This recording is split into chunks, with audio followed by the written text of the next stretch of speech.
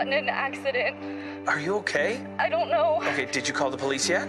Yeah, I did. I'm gonna call an advocate and you can tell us both at the same time, okay? Hey, Sarah, your dad told me that you need help. So, is there anything that I need to do, or...? Just focus on getting better. With an advocate on your side, you're never alone. Today's the day! And look who I just met. Hey, Dad. You deserve a worry-free recovery. You deserve an advocate. This is The Monty Show, the truth in sports talk streaming. When you want unbiased opinions about your favorite team without the spin, all you have to do is find The Monty Show, streaming live and available 24 hours a day, 7 days a week on YouTube.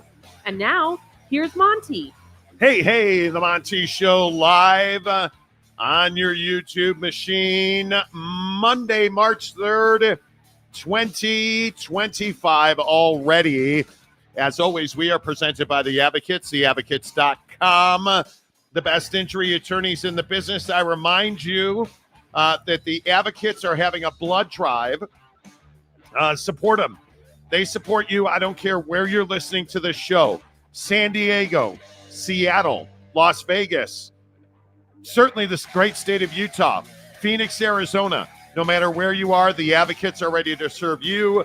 The blood drive is coming up on March 10th, a week from today, when Jake will pass out at the offices of The Advocates. Do you pass out giving blood? I did the last time. Are you soft? Maybe. Let's see. Every 3 seconds, someone in the U.S. needs a blood transfusion. And every blood donor can help save as many as 18 lives. That's why a week from today, The Advocates are having a blood drive in their Midvale offices. You can also get to win a raffle, gift cards. Dude, let's go. Theadvocates.com, the best injury attorneys in the business. Make sure you check them out online at theadvocates.com. Okay. So we're back. It is Monday. We have to talk about golf etiquette at some point today. Yes, we're going to talk about the Big 12 football, Big 12 conference. Yes, we are going to talk about private money.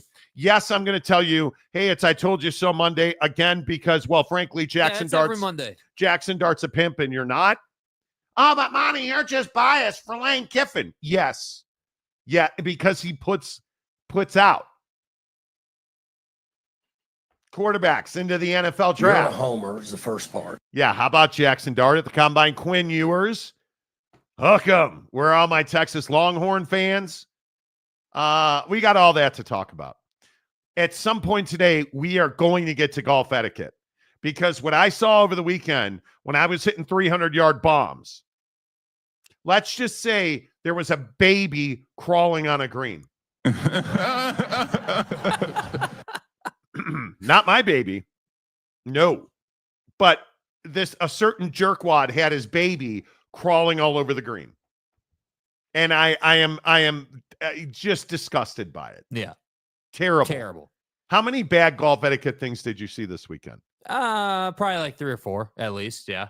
At least. Not good. Good to be back on the course. Yeah. Don't get me wrong. Yeah. Nice to be playing again. Yeah, absolutely. All right. Let's get the show started with private equity. In the comments section, are you guys fans of private equity? The invasion of the proliferation of private equity coming in and impacting college athletics. Because again, this is not just a football story. I think we are seeing this across the board in athletic departments across the country, and there's no better example of it than BYU. I think the renaissance that we are seeing in BYU athletics is all about private equity from guys like Ryan Smith, the owner of the Utah Jazz, who's a billionaire, but he still needed a billionaire handout for the hockey team that they didn't research the patent on to call it the Yeti, and now it's going to be the Idiots. But anyway, the point is private equity, private donor money is powering BYU athletics. So we're seeing it already. Are you in favor of major capital investment firms and funds taking ownership in college athletics? While you get in the comments section and hit the like button on that, let's talk about this story that the Big 12, according to Ross Dellinger at Yahoo Sports, is closing in on a deal to infuse $1 billion into the conference in what most people are describing as closing the gap for the Big 12 between the major players like the Big 10 and the SEC to try and level the playing field.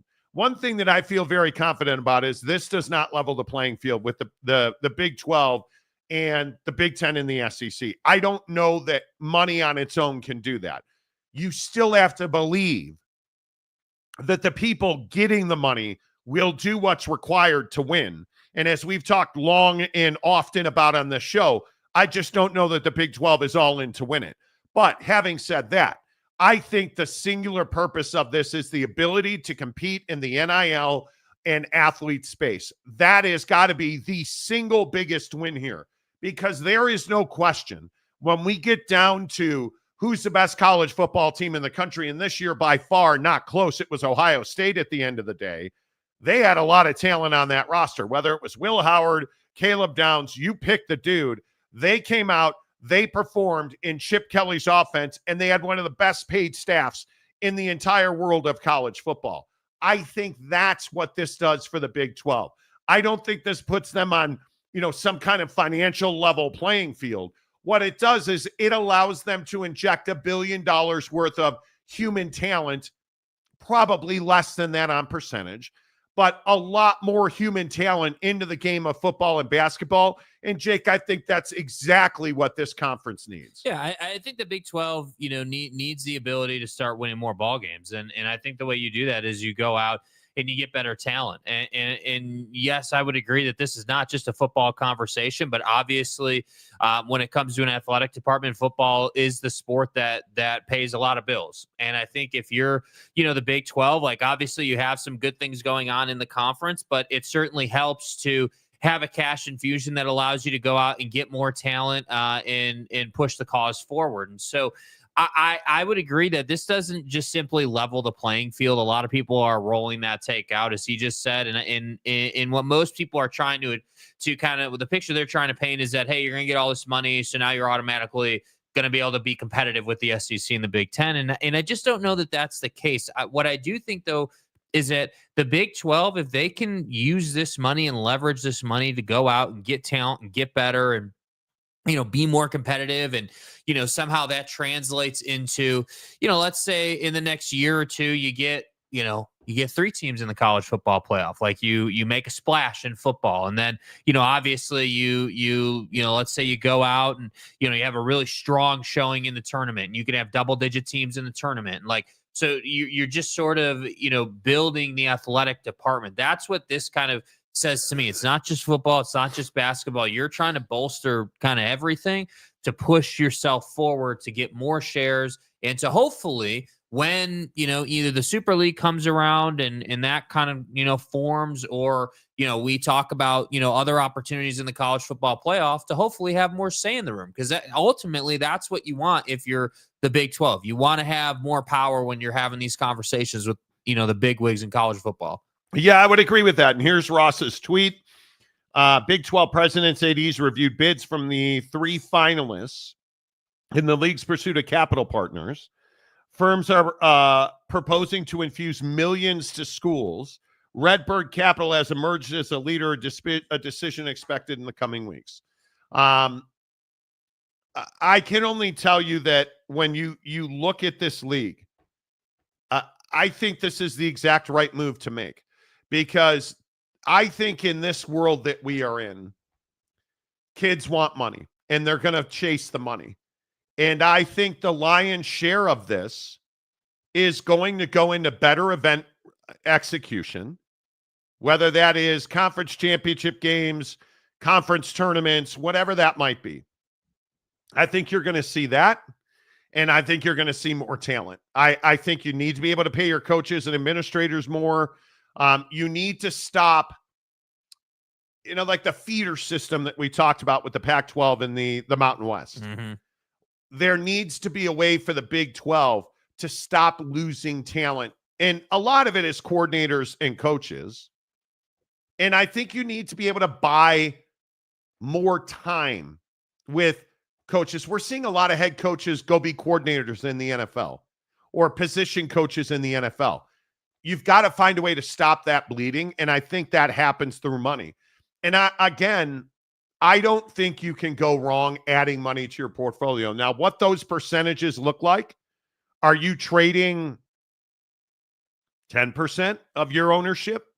Are you giving, because it's not like this comes for free. Mm-hmm. You're not getting $1 billion from an investment firm and they just hope you do well with it. You're going to have more oversight. You're going to have more people to answer to. You are selling part of your soul to Wall Street. That is what you are doing. And I understand that Redbird already owns percentages of sports teams across the world. That's all well and good. I'm not saying that's a bad thing. We've never seen this work because we've never seen this in college sports. Yeah, and I also think that the risk of, let's say that this happens and everything's awesome and the Big 12 crushes and it all works out great. If the Big 12 ever wanted to buy them back out, so like, hey, we want to take over full ownership again for whatever reason. Yeah. I also think that that's something that, decision makers need to be, wary of. Like, you need to understand that if you're going to sell, like you said, like whether it's even 10% or whatever, if it's, $1 billion valuation that's coming in, that they're paying you that kind of money, you better understand that if you ever want to get out from under that, you got to pay $1 billion plus what you agreed to with them. Well, there's no getting out from under it. There just isn't. I mean, I think once they're in, they're in. And again, I would point out to you, Redbird Capital is made up of a bunch of sharks. Yeah.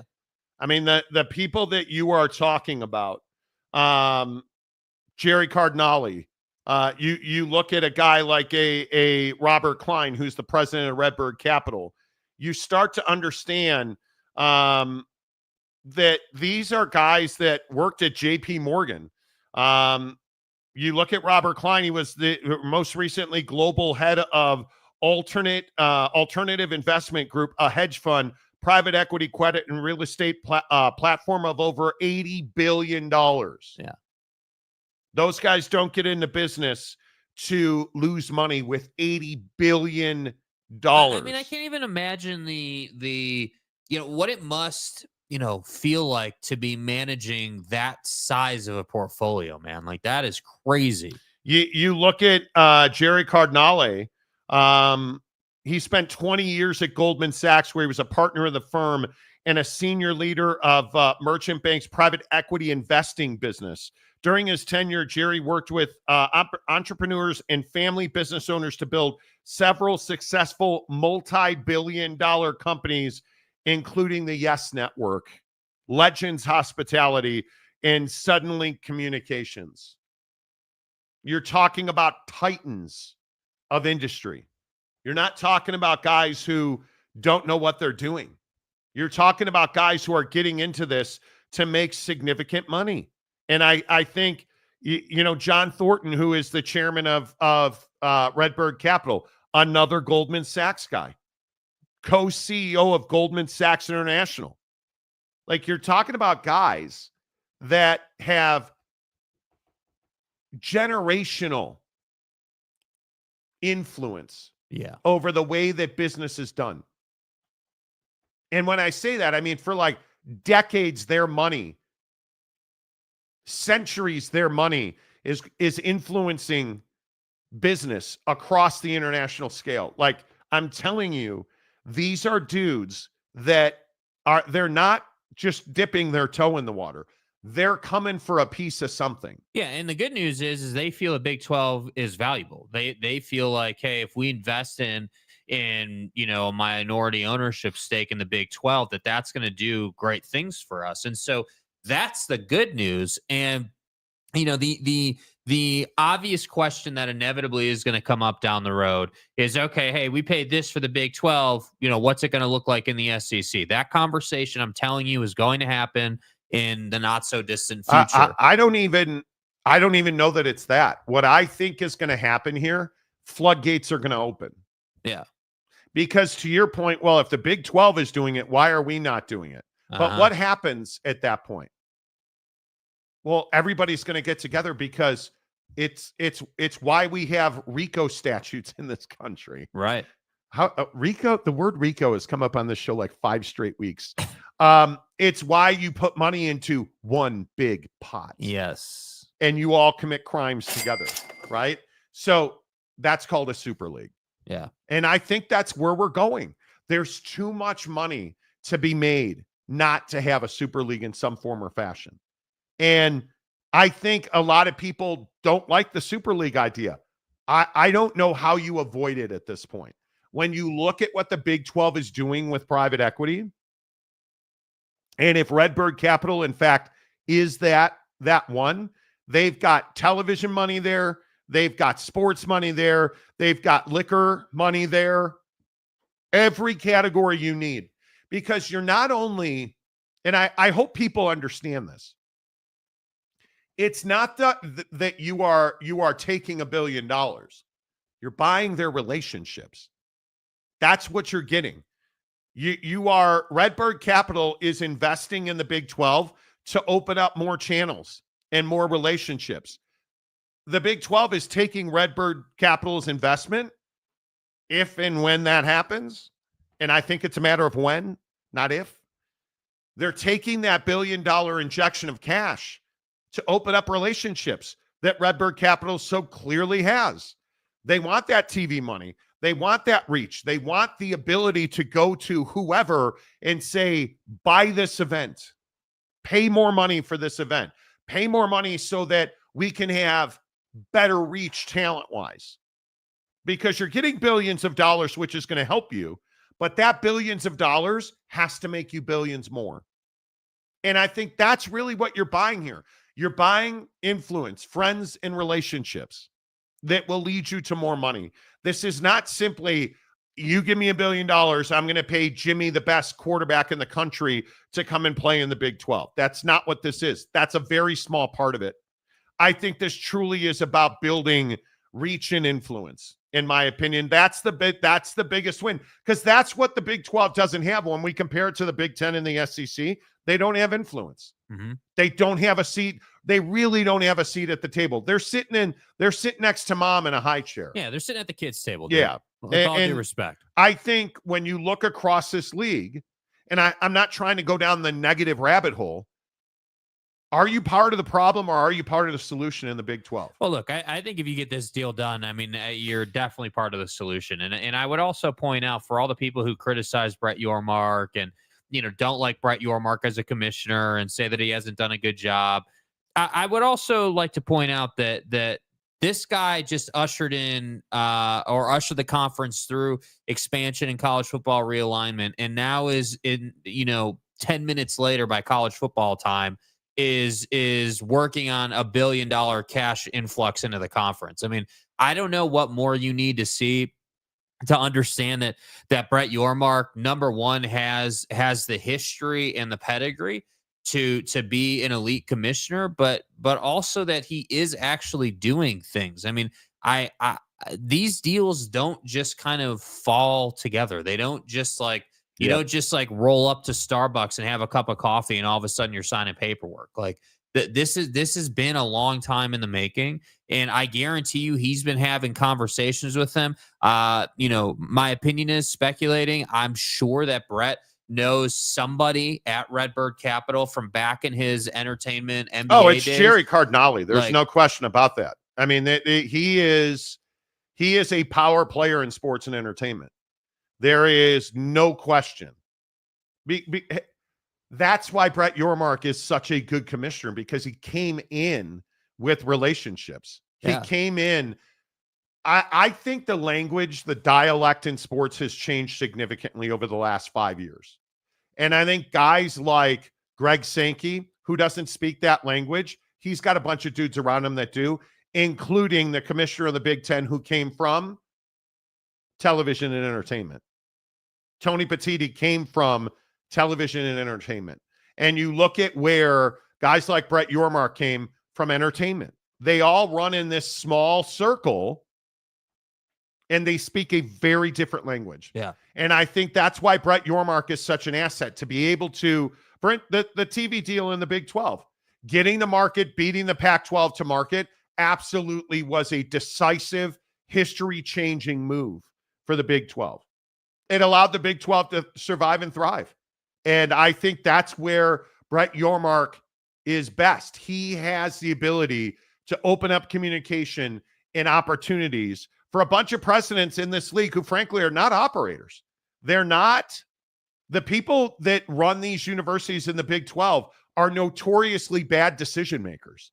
They have been for 35, 40, 50 years. Yeah, and look at the logic and like, perfect example in recent time is the Oklahoma State situation, right? You thought it was going to be good enough to cut Gundy's salary by that much, 1.5, 1.7 million, and you did that under the guise of using that money to do NIL at a higher level. The problem is that, anybody who knows anything about college football knows that that's not really enough money to really do anything in NIL anymore, that you need more. And so I look at the Big 12 and yeah, I think if they didn't have Brett Yormark, I would be concerned about where the conference is going just because of the leadership at the school level. I think half the conference has really forward-thinking leadership. You look at Arizona State, Colorado, BYU, like there are schools here that are pushing forward, but then there's definitely a group of schools that I would say like 4 or 5 of them that just are not. And hopefully this opens their eyes. Yeah, but by the way, everybody wants to know if you're going to make it through the show here. Yeah, I'm tired. We do stuff on the weekends. I'll be fine. Conundrum, Jake's yawning. Or no, Force Ghost Fabio, excuse me. No, I don't read his comments. Jake's yawning at private equity discussion. Are you bored, Jake? Nope, not bored. Just Damn tired. it. All right, let's get into the comment section presented by our good friends at Prize Picks. Prize Picks, America's favorite daily fantasy app. Join the community, tens of millions of users. And you go and look at the other daily fantasy providers. How many of them have the promo deal that Prize Picks is offering you? That every day, how many daily fantasy apps can you have the old Marty program telling you, here's how you win? Well, the first thing you do is download Prize Picks. Use the promo code Monty to open up a new Prize Picks account. You deposit $5, they'll give you 50 more instantly. Then, last night, Luka Doncic, all I can say is that if you are not listening to what I am telling you to do with Luka. And that's not an Ozempic reference. That's a Prize Picks reference, just so we're all on the same page. Why do you hate fat people? My name is Luka. I'd really like to understand what is it that fat people did to you that that's hurtful, Jake. Well, he dropped the Hollywood 20, so He dropped a hot deuce. Yeah. Luka Doncic last night had a 38.5 point number, 29, 9, and 6. We making money. Now, I also have been telling you that the Phoenix Suns remain a hot mess. One of the worst teams in the NBA. They will not make the playoffs. But Devin Booker continues to disappoint and underwhelm. And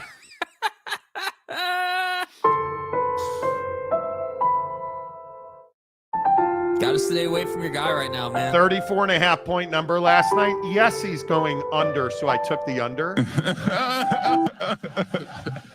26 points, rebounds, and assists last night. Win. They should trade Devin Booker. The reports are they will not. They should trade Devin Booker. And when you reach a certain level in your adulthood and your moral compass snaps in half and falls out your butthole, you understand why you're prize picking spring training baseball. And you begin to understand that the Cubs are terrible. Terrible. The Cubs are absolutely terrible. But the good news is that they're getting ready to play a series in Japan. And Ian Happ is going to strike out. And so you take him for half a strikeout, more or less. You took more, so you went 3 for 3. Butthole. It's what we do. It's pretty straightforward, bro. We play daily fantasy We on just do spring things. training baseball.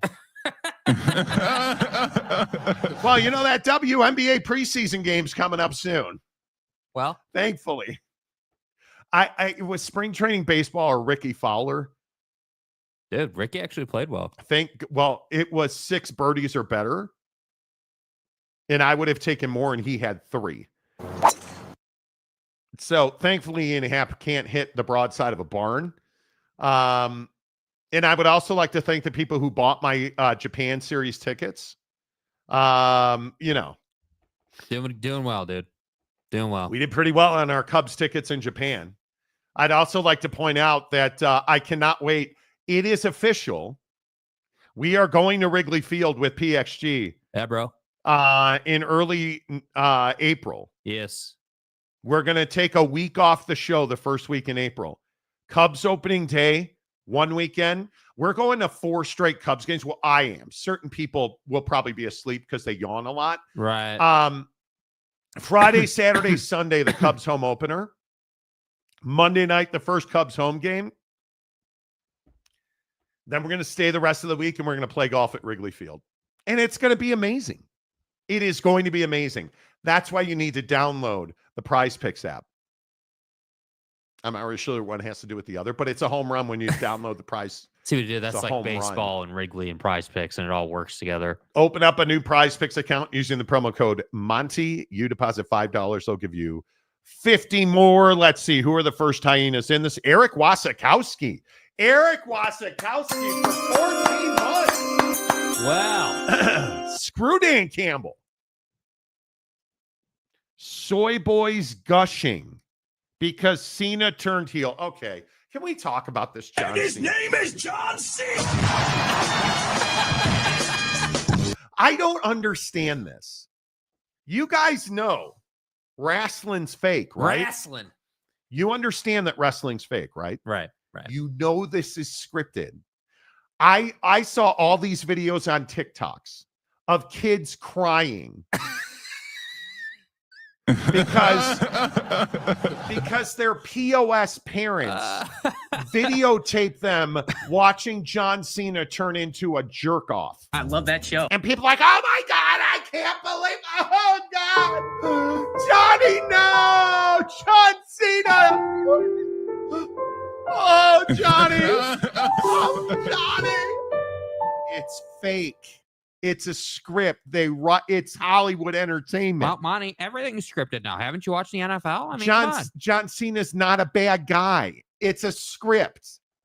And everybody, oh, John Cena went heel. Venom and vitriol. So did Hulk Hogan, but that was in real life. This is a script. When you're... Vexes me. I'm terribly vexed. Greg Slacker. Any thoughts regarding the merger of the Big East and the ACC basketball suggested by Val Ackerman, Coach K, and others? First of all, 17 months in the hole. Yeah. 17 months in the hole. I don't know why the ACC would do that for basketball. Oh, that's right, UConn. I think that we can all suggest these pie in the sky things.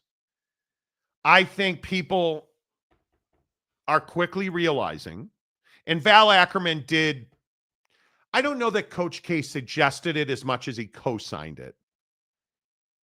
I think people are starting to realize that you have to drive money through college basketball. Yes. I'll continue to beat that drum.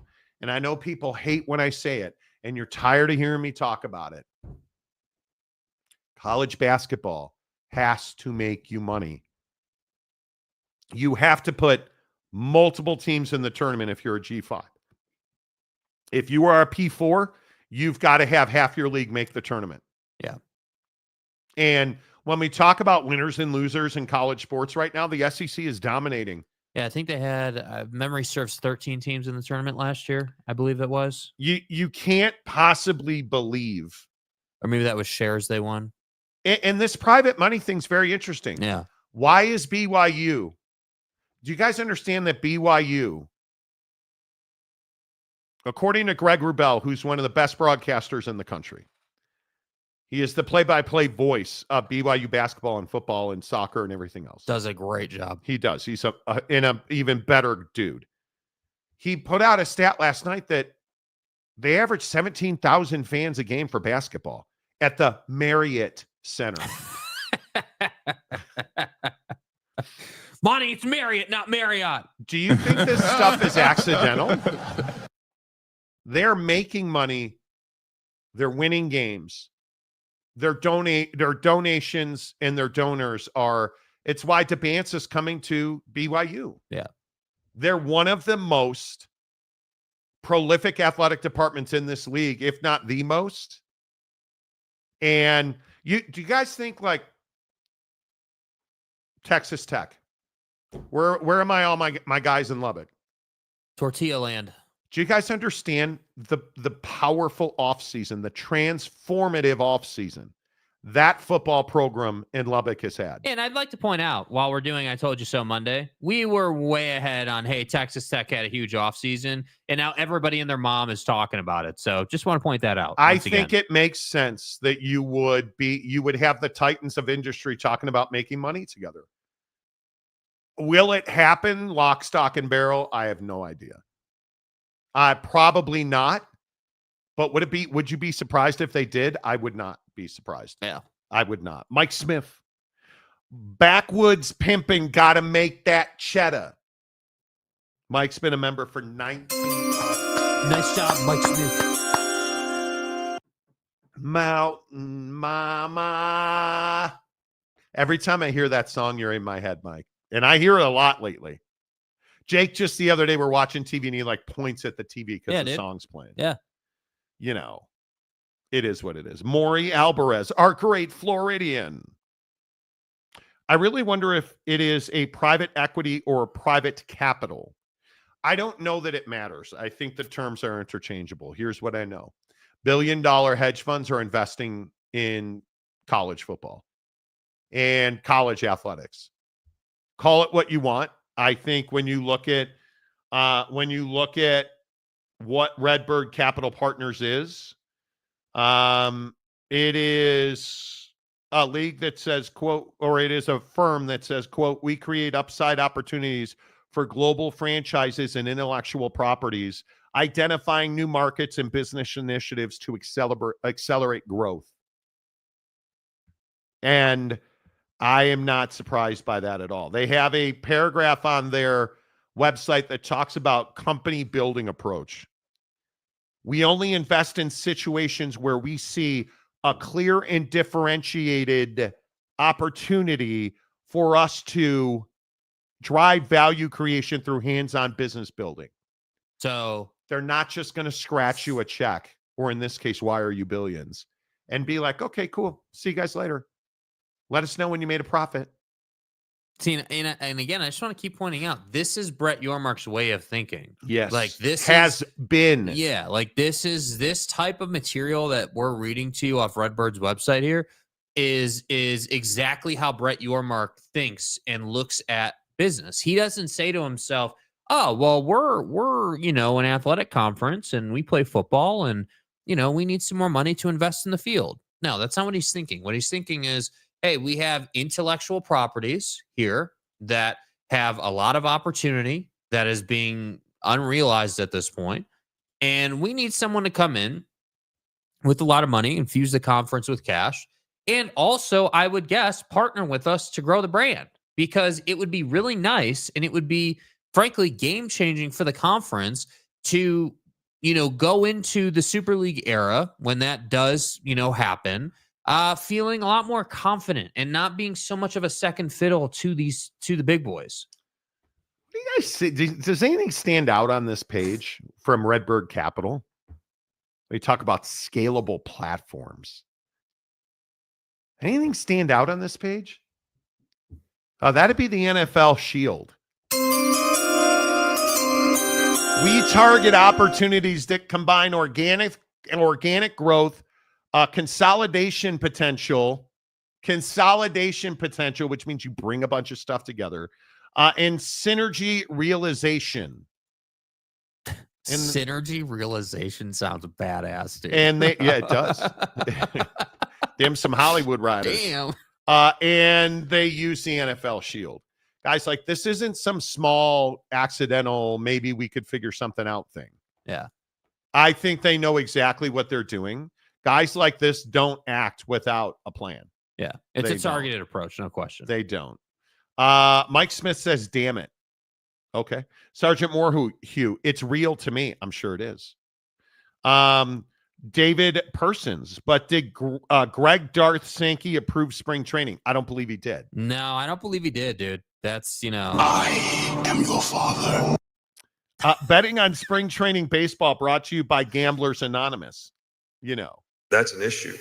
The stadium guy, James, Oro wrestling is not fake. It's scripted. It's predetermined. Bro, what? What? It's right now, bro. It's a long week, Dude, and it's only Monday. You just said wrestling's not fake. It's scripted. What, dude? What it's do you predetermined. It's my male soap operas. John Cena turning heel is big news. You have kids crying over this, bro. If you look at the male parent who forces his soon-to-be penitentiary inmate son to watch professional wrestling, and these kids are like maybe 10 years old, and they're crying because John Cena turned heel. He's a bad guy now. Right. Like, it's fake, James. So Sting didn't really turn into the Crow. I'm not, listen, I told you. Are you guys serious? WCW, right, it's not WCW, it's WCW was the height of professional wrestling. We'll never go back to the NWO with Hulk Hogan and Sting just sitting up in the rafters doing absolutely nothing with the baseball baddies. Like, it's everything you wanted. That's when it, John Cena's not a bad guy. Cody Rhodes, ball sack disagrees. John Cena kicked him in the... Monty is spot on. Whoa. Stay home. So here I thought Oak State James had turned heel, but now apparently he didn't. Oh, see what he did there? It's a full circle. Right. Synergistic opportunity. And his name is John Cena. The SEC is proving how important men's basketball is. Can only say it so many times. I was 6 when Hogan turned heel. Best time for wrestling. When he came out playing Jimi Hendrix and then went to NWO. Oh my God. Now listen, I'm all good. Oh, it was so good. I am all good on wrestling if we all are accountable to the fact that it is scripted It's and fake. it's fake. It's fake. Like, there's nothing wrong with saying that and also saying it's super entertaining. It's fake. Like, I'm good with it. Hogan was more tolerable as a heel. Yes, he was. Yes, he was. And when they you guys remember they spray painted NWO across the championship belt? Like, that was one of the best, most well executed heel turns in all of wrestling history. I thought you meant that Cena became a North Carolina supporter. Oh, okay. It's easy to get confused. Conundrum. Redbird Capital's motto: "We see the value in your ass." Wow. Have you guys been watching all these strippers counting their money on TikTok? It is one of the hottest trends. Speaking of turning heel in yo ass, all these strippers on TikTok counting their money. And the one girl, we're watching it on TikTok this morning, and she's like, it was a tough night at the club. I dances and you know what? I'm lonely. I can't date because no guy wants to date a stripper. You don't say. Really? I'm surprised you're having trouble finding love as a 27-year-old stripper. You want to find love? Go be a waitress at Waffle House. Right? Like that. But anyway. money, there wouldn't be any money then. Anyway. Anyway, it is what it is. Wrestling isn't fake. It's real to us, damn it. Did you guys enjoy a nice dinner on me Thursday? No, it'll be next weekend. The mother-in-law is coming to town. So we've had to do your mom's coming to town? Yeah, better clean the house. I don't live in a what if scenario. Your mom's coming to town, better hire a handyman to hang those ceiling fans. All the stuff. Eric and Raleigh, Tim, it's a soap opera for men and boys. I'm sure it is. Jeremiah Champion. James, this is why you are only allowed to come out of the word timeout corner a few times a week. Exactly. The Chad Carter, nothing fake about Owen Hart falling to his death in 99, though. Yeah, you guys remember that. Oof. Damian Fowler. James, you better come up with some good material for the rest of the week because you started off the week with a humdinger. Yeah. Humdinger, boy. You did. Which is very true. UW fan Jim. Sasquatch versus ET in a cage match on the moon. But it's not even a cage match. It's a ladder match, right? They put the cage, but then they have ladders, and there's a suitcase with $1 million and barbed wire all on the mat. So when you inevitably have each one of them fall off the ladder, when we get to the script where Jimmy pushes Steve off the ladder. You're so funny. And he's bleeding from his back. And then Jimmy's climbing up and he's got his hands on the suitcase. It's right there. And then all of a sudden, Johnny knocks the ladder over. And now we both start again. It's scripted. It's scripted. It's not real. You hit send too many times, Loner. What? I don't know. Oh God, what happened? I don't know. Did you get filtered? What happened? Mother-in-law with bucket of bullets. No, let's not Don't not go too far now. Let's not get crazy when you're talking about the mother-in-law and the, what did you say, bucket of bullets? Let's not get crazy. What are you, nuts? He's too old and frail to travel, thankfully. I mean, unfortunately. Freudian slip. Yeah. I'm not a fan of my fake father-in-law. That's not scripted, right? That's not still scripted. fake, just not scripted. No, I really despise that. Yeah, Man. yeah. Okay. Okay. Marty watching strippers on TikTok. Well, but Mike, that's not really the point. Mike Smith. So what they do is these strippers on TikTok, and they're not. Okay. Monty. Let me rephrase. They're not strippers. They're professional dancers. Right. Are we clear on that? Right. These professional dancers. Right. What they do is they work a shift at the club and they come home with a bag of money. Oh, not a 50-piece. Quite literally, they come home with a bag of money. What is a 50-piece? A 50-piece nugget. What are you talking about? Anyway, they come home with a bag of money. Ignore the millennial in the room. Do you mean they go to McDonald's first? No, just go. It's fine. Go ahead. It's fine. Are you too tired to? No, anyway. I'm not. It's the strip club. A 50-piece nugget at the strip club. They come home. That's their dinner because they were at the club. Never mind. It's fine. Anyway, okay. Go ahead. Okay. Go ahead. My point is on TikTok, while they're eating their 50-piece nugget from the club, they count their money. Like they have all their money in a bag. Apparently, when you're a professional dancer and dudes, which I will never understand this. I'm not a strip club guy, admittedly. I've been there twice and I'm never going back. So apparently dudes throw $100 bills and 50s and 20s and 10s and 5s. And one of the things that strippers hate that guys do is they wad up singles, dollar bills, and throw them at them. Anyway, they pour all their money out onto a table and they count it while they talk about how bad it is to be a stripper. And I think the most I've ever seen is one gal made like $5,000 in one Saturday night at a Dallas strip club.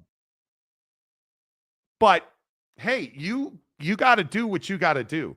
I'll never understand giving $100 to a girl who is just going to keep her clothes on and dance in front of you. Because some people enjoy it.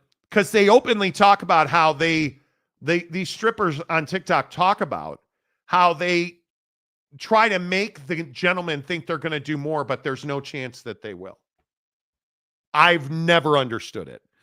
Marty and Two Shakes know too much about strippers and stripper verbiage. I watch TikTok. I am educated.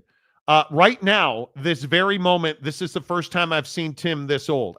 Well, there you go. I don't go to strip clubs. I went to a strip club. I think the last time I went to a strip club, or I know it was 2004. When I lived in Sacramento, I went to a bachelor party. And I think I've told this story where we went and had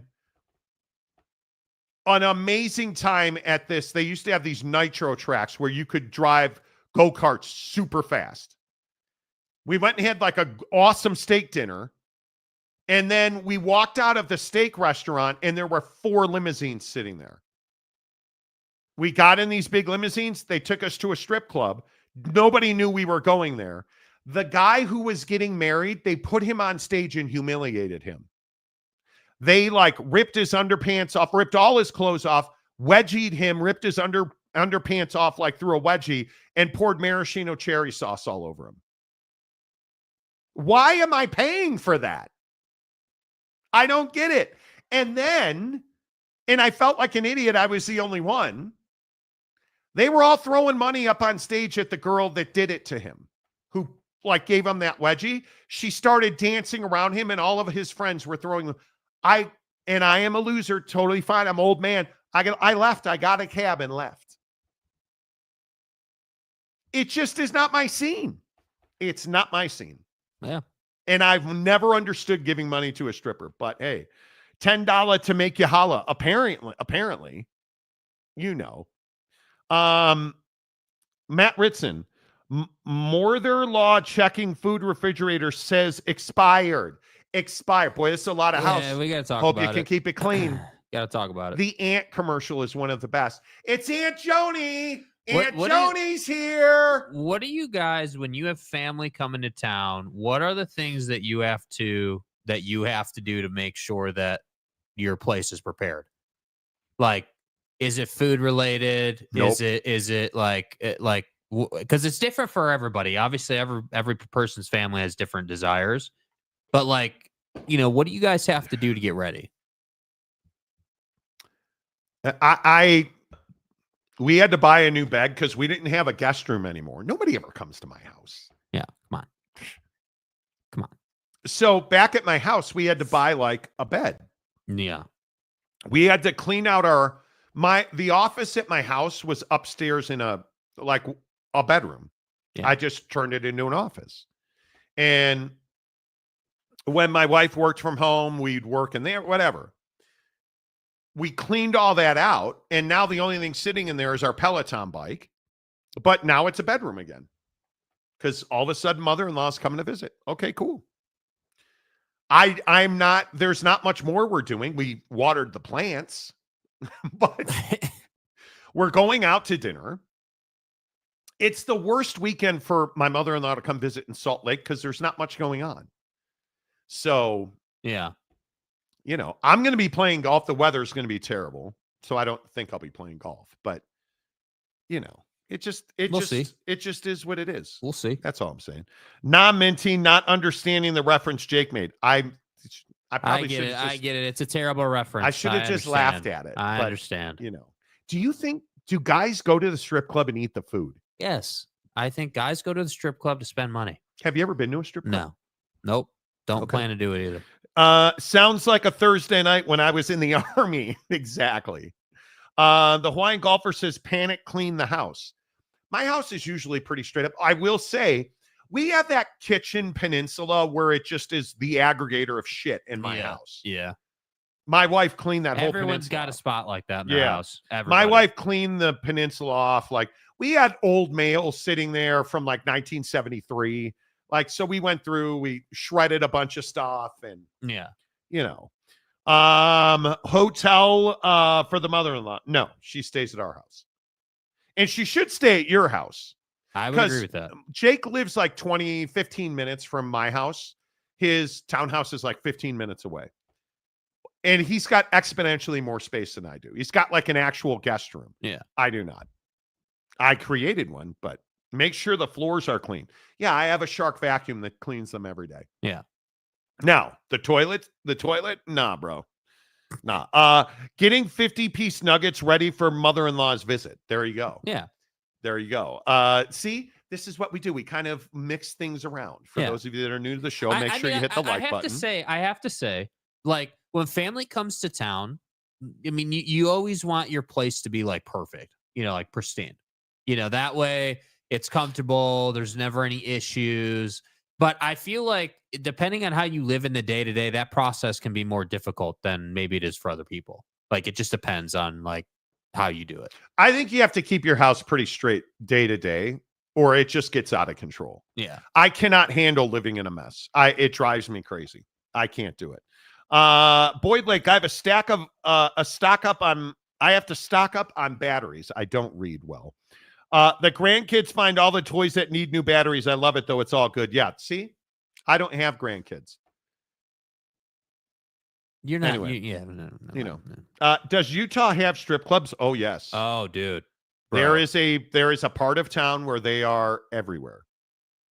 Everybody has this idea. Did you guys just think that nobody curses or sins here? Do you think that in Salt Lake there's like this little fenced-in encampment where everyone lives, and then it's just this great wilderness that is unexplored? Hey, Mom, what's that fenced-in area over there? Oh, little Bryson. That's all the sinners. The sinners.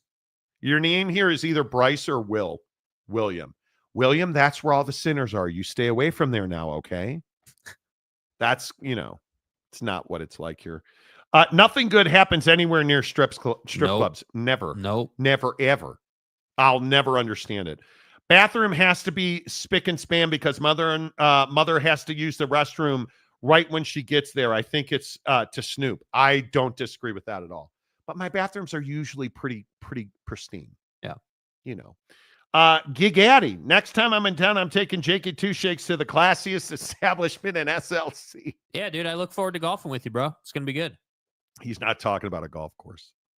But Seth Hatmaker, put away my wrestling posters for my mother-in-law. Right. Yeah, I got to put all those away, Strip clubs, nah. Golf clubs, yes. Yeah. Hit it pretty well over the weekend. Well, that's a lie. Buy one, get one, get 3 free strippers in Utah. Could be. Sergeant Moorhue, Jake outed a townhouse. What's wrong with a townhouse? What do you mean outed in a townhouse? Did you out yourself in a townhouse? I don't know. I'm not sure what that means. John Hamm, man, getting married and no one knew a strip club was a high probability. I'm not even joking. How do I say this gently? The individual we're talking about is not a guy where you're like, oh yeah, he's going to a strip club. These are like guys who build supercomputers. These are dudes who I had no idea we were going to a strip club. Like, we literally walked out of this steakhouse and there were limousines sitting there. I didn't think they were for us. And everybody's like, all right, we're getting in the limos. We got in the limos and they drove us 10 minutes down the street to a strip club. Good old Sacramento. Yeah. The extra thing I do is clean the baseboards. Gosh, that is commitment, bro. Do you guys dust your blinds? Do you guys dust at all? Are you big dusters? I have a housekeeper who comes once a month. Next time I have to ask her to dust the blinds. Furthermore, do you get your windows cleaned? This is a big discussion in the Monty household right now. And yes, we'll get back to sports at some point. Do you guys clean your windows? My wife wants to have our windows cleaned. And I got to tell you, frankly, yes, I'm in the springtime, probably in a couple of weeks after the Cubs trip, we'll probably get somebody out to clean the windows. Makes a difference. Because they're not good right now. But it's fine. Let's face it. These strippers are people who can't get anything else. I don't know that that's true. But the argument, if you're just tuning into the show, hit the like button. We're talking about the Big 12 getting private equity money, but we're also talking about strippers on TikTok. Not stripping or being nude. They are sitting at their kitchen counters counting their money for the night and talking about life as a stripper. And the one lady always complains about the guys crumpling up the dollar bills. They hate that. Okay. The things you never knew. Yeah. Why do guys crinkle up dollar bills? Because it's probably easier to throw it at them than it is when it's just like regular. What happened to like putting the money in a G-string? Did they not do that?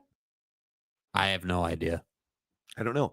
But did you guys I'm know uncultured. that for a 20-minute, I don't remember what she said. Maybe you do, but I think she said a 20-minute VIP room is $100. Which, again, just is not very much money when you think about how much people are spending in strip clubs. But are you spending $100 at a strip club? If you're there, I would guess, yeah. I'm not giving a strip. I have a wife. Why do I need a stripper to? I get it. I answered my own question. Don't get Monty. Don't get in the comment section. But well, Monty, here's why you pay a stripper. I get it. I get it. Norge Coog, SLC is only 33% LDS. People just have no idea what Salt Lake City is like. Yeah. Nobody here can drive. You want it 33%? Only 33% of people can drive here. And of that 33%, like 4% know what a turn signal is. Good Lord. Seth Hatmaker, I just can't get over the multi-level marketing in Utah. It's prodigious. It is prodigious. Bucknuts, I'm in love with a stripper. You are not. You never fall for the stripper, right? I've watched Miami Vice. Don't fall in love with the hookers. You know. I dated a stripper once. No, you did not. Did you really? I couldn't do it. Is this Monty confessional session? Could be. So Monty hangs out with the guys from Big Bang Theory. Never seen Big Bang Theory. I know. It's a crime you've just committed, dude. I haven't seen it either, for the record. The new Suits is pretty good. I'm happy with the new Suits. New episode tonight on the Cock. So Peacock, wrong conversation. Monty? New episode 2, season 1 of Suits LA tonight on Peacock. There you go. Norge Kook, my wife is Dutch. They polish the brass twice a week. Okay. Okay, dude. Okay. All right. My wife just paid $120 for our 21 windows to be cleaned.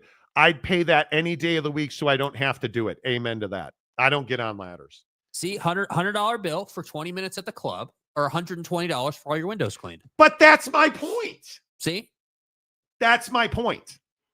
Do you $120 to pay windows or $120 to have a lady dance on your lap while she's fully clothed? I don't regret those decisions.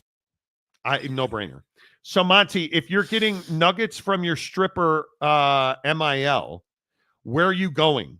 Chick-fil-A, Wendy's, McDonald's, or somewhere else? Will they eat Impossible Nuggets? I got to tell you guys, I'm having a moral dilemma. Here we go. I'm having a moral dilemma. Do I reorder the 10 pounds of Impossible Nugget? I had a tragedy last week. My wife was out of town, right? We talked about this on the show. Right. You know I love Impossible Chicken Nuggets. Yeah. I had 10 nuggets left. I don't know how I did it, but of the 10 pounds, I was down to 10 nuggets in a Ziploc freezer bag. All right, I'm all in. Right. Put them on the air fryer basket, put them in the air fryer, and absolutely nuked them. And I tried to eat them. What was the sauce you used? Oh, man. Bro, I mix ketchup and ranch, half and half. the worst nuggets I've ever had. I ruined, and I love Impossible Chicken Nuggets. I don't know what I did, but it was terrible. I mean, I don't see why you wouldn't order more of them. You love them. I mean, you know, but they're $147 okay, for 10 pounds. Well, that's like 40 minutes at the club. Big deal. Okay, here we go. Sergeant Morhew, how much of that Big 12 money came from strip clubs? A significant amount. Right. Yeah. Growth opportunities.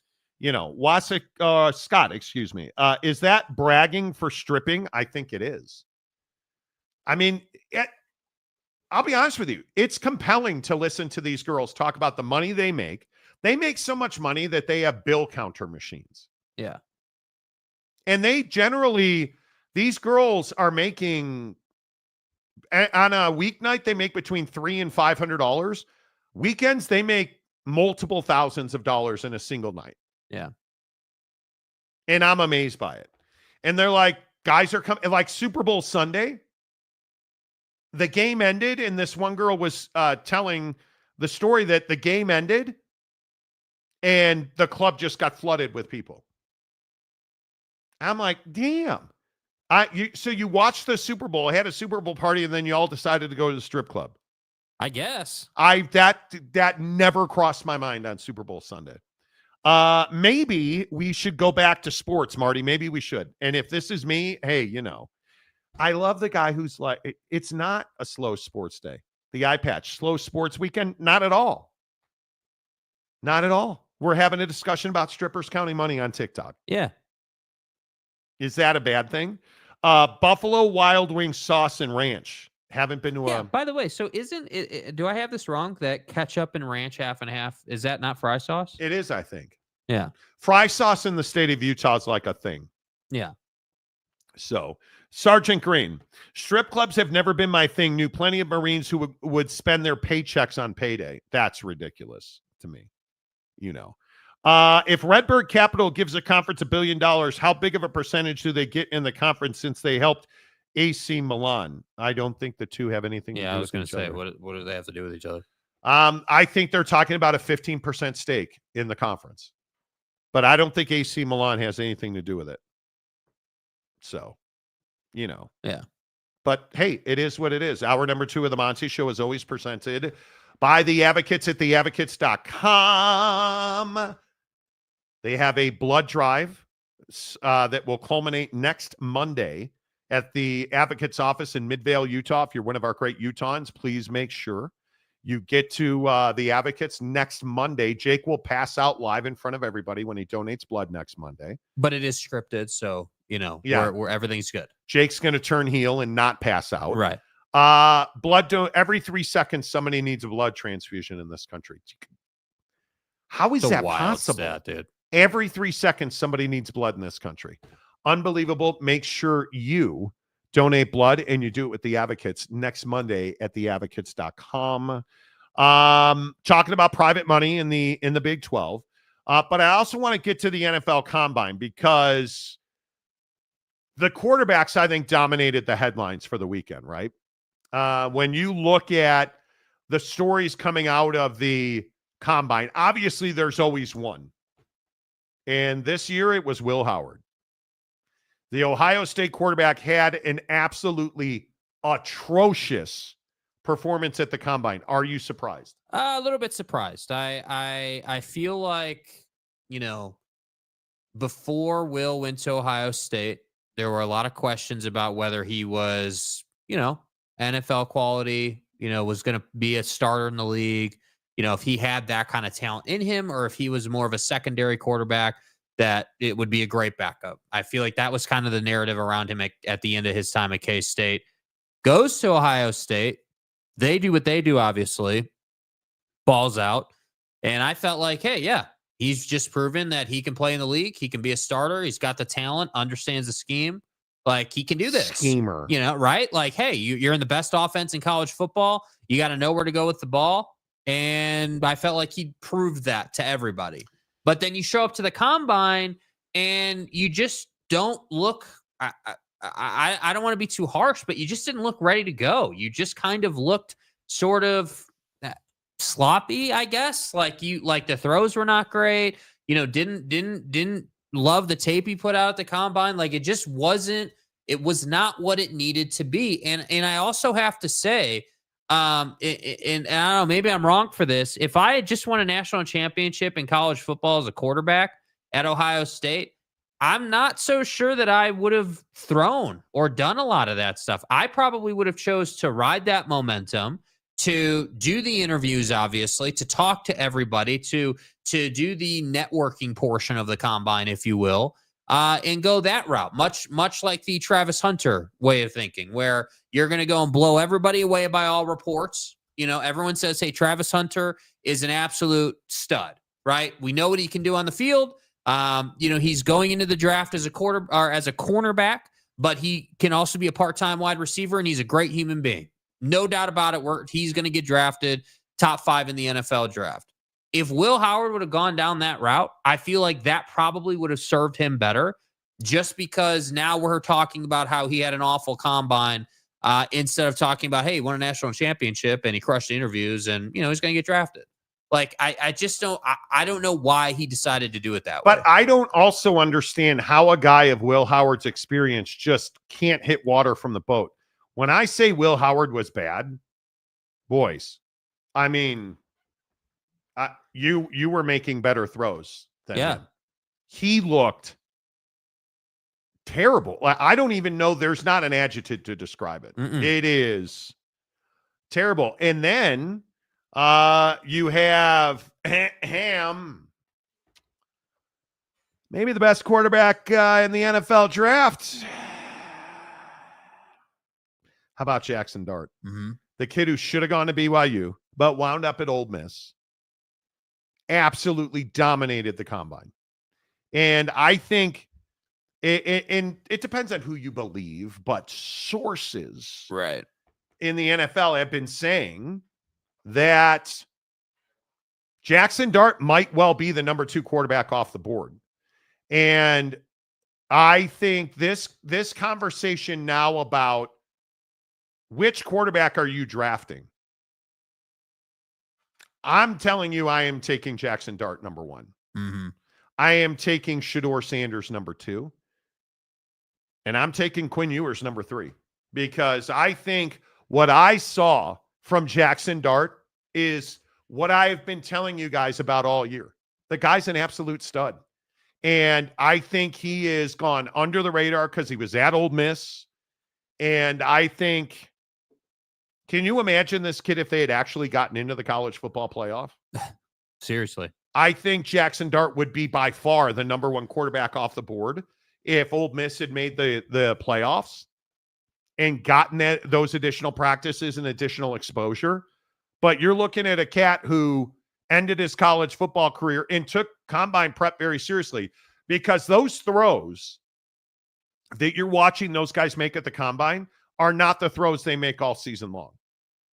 The combine is, and I think most people know this, the combine is a very difficult workout to perform in if you are a skill position player. Running backs, tight ends, wide receivers, quarterbacks. Now, the very best should be able to handle it, right? But you look at the throws that these quarterbacks have to make, they're not making those throws in the regular season. So when your college football season comes to an end, you immediately go to combine prep if you're intending to work out there. I agree with you. If I were Will Howard, I wouldn't have thrown at the combine. Yeah. I would have waited for my pro day. But you can clearly see that Jaxson Dart wanted to throw at the combine. You can clearly see that Quinn Ewers wanted to throw at the combine. Well, and I think you look at Jaxson and Quinn and they both needed to throw at the combine, but for different reasons. Like I look at Jaxson Dart and I haven't had a doubt. We've been talking about Jaxson Dart on this show since his USC days. I mean, we that goes all the way back to that. And I look at Jaxson and I would agree that people just don't, for whatever reason, watch a ton of Ole Miss football. And my feeling is because, and this is going to sound harsh, but they're a secondary brand in the SEC right now. They're still a great football team. Like they're not like they would beat most Big 12 talent, in my opinion, But Jaxson Dart is absolutely an NFL caliber quarterback. And I think what's interesting is the point about, hey, these throws they make at the combine are not the throws they're making to their teammates. I feel like a lot of people don't put enough value on that. Like you're talking about like this Will Howard tape that we're watching him just absolutely dumpster fire. Like these are routes that are pretty traditional routes by NFL standards, 10-yard out route, post up the middle of the field. Like, it's not like these are complex routes, but the thing you have to understand is as a quarterback going to the combine, you're typically throwing to whoever. You're not throwing to your teammates. So as a quarterback, to do well at the combine, you got to have high level of confidence in yourself. You got to go out there feeling good, not nervous at all, and just dot people, like just put it right on them. And and we've seen this at the college level, and it definitely was a talking point, sometimes gets a little nervy early in games. And I don't know if that's what played into this, but I just was shocked that a dude of his caliber did that. I think the two guys who rose most, and I think most pundits agree with this, Jaxson Dart's whole job was to show he had arm strength. And I think you look at the way he threw those passes, dude, boom, boom, like just frozen ropes. Tyler Shook was also a guy who I think he put himself into the top 5 QB discussion. I think obviously without Cam Ward and Shedeur Sanders throwing at the combine, the door was wide open for somebody to take a big step. Jaxson Dart and Tyler Shook, I think, did that. I think Quinn Ewers did nothing but help himself be in that mix. I think it's Cam Ward, Shedeur Sanders, Jaxson Dart, Quinn Ewers, and Tyler Shook are the top 5 QBs. Mm-hmm. There's no doubt. I think you also, and another name I've been telling you about, and I know that the Boise State Mafia has hated hearing me say it because I hear it in the comments section or see it in the comments section. Omarion Hampton's the best running back in this draft. Yeah. I will continue. Again, it's Monty's show was right again, as always, as usual, on Monday. I'm telling you again, Hampton had an incredible combine. Facts. And you look at the way that he shot up draft boards the last 2 weeks. It's because of all the tape of him working out. Mm-hmm. And now you see his numbers, and the fact that Ashton Jeanty did not work out, which I think was a mistake. You played at Boise, and what's everybody saying about Ashton Jeanty? Product of the schedule, product of the opponent. Mm-hmm.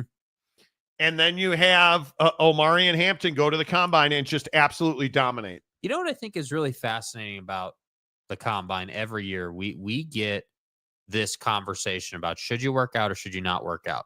And seemingly every player's situation is different. And yes, it's incredible to me that Ashton Jeanty and his camp, because make no mistake, all these guys have a group of people around them, supporting them, helping them to try to make the right decision, guiding them, giving them all the information, all of that. So Ashton Jeanty, is somebody who I think that narrative was pretty clear. Hey, you played at Boise State. From an NFL standpoint, I got some questions about what you can do. Was it you or was it the schedule? That I don't feel like that's rocket science. I don't feel like that would be hard to say, hey, look, man, like you had an incredible year. You're the man.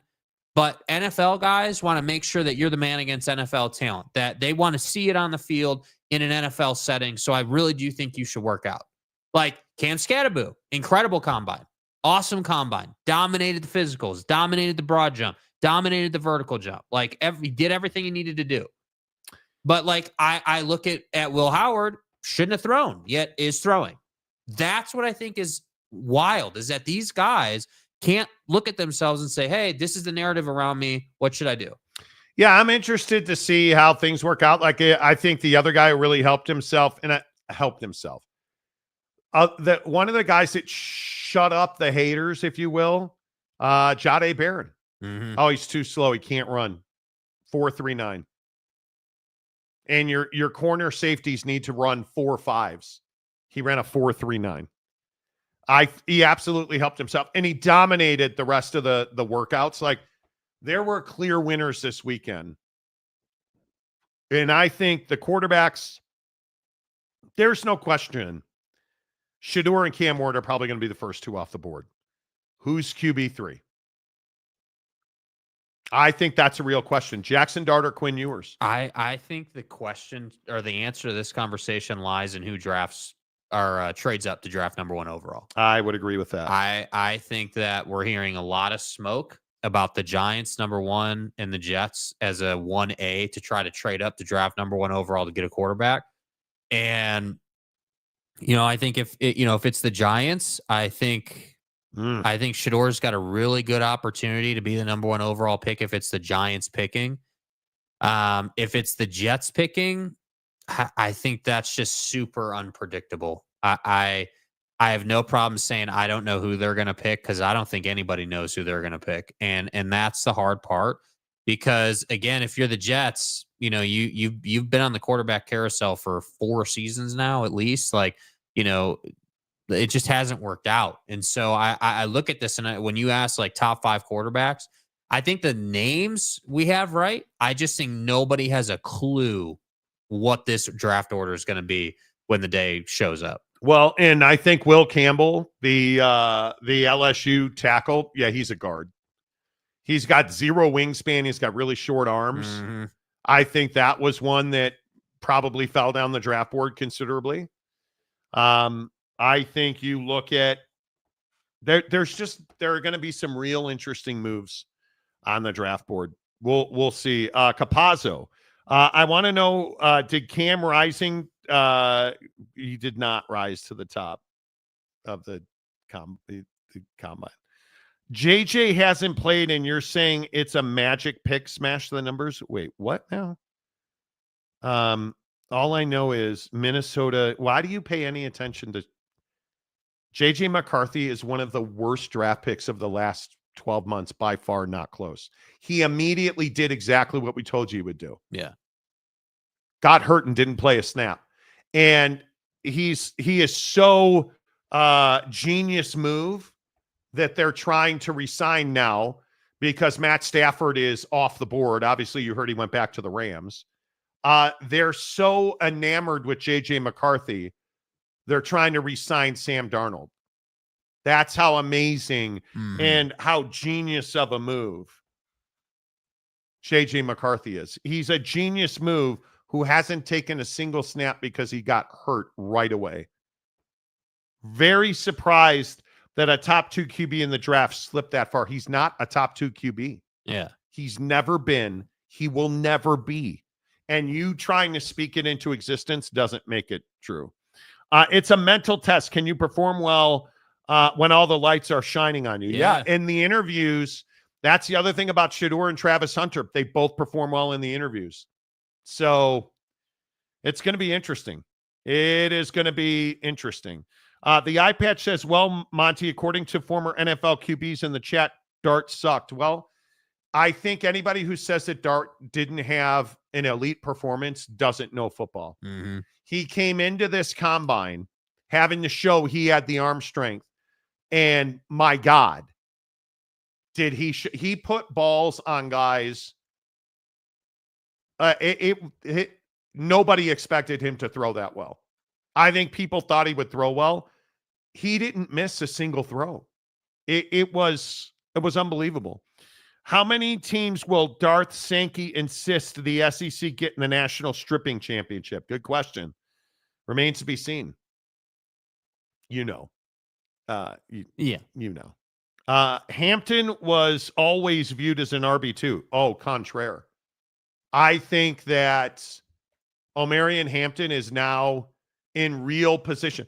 Ashton Genty is going to have a pro day beyond pro days, I think, to be the first back off the board. And I think Hampton's the back the Dallas Cowboys will take. Mm-hmm. I think that is.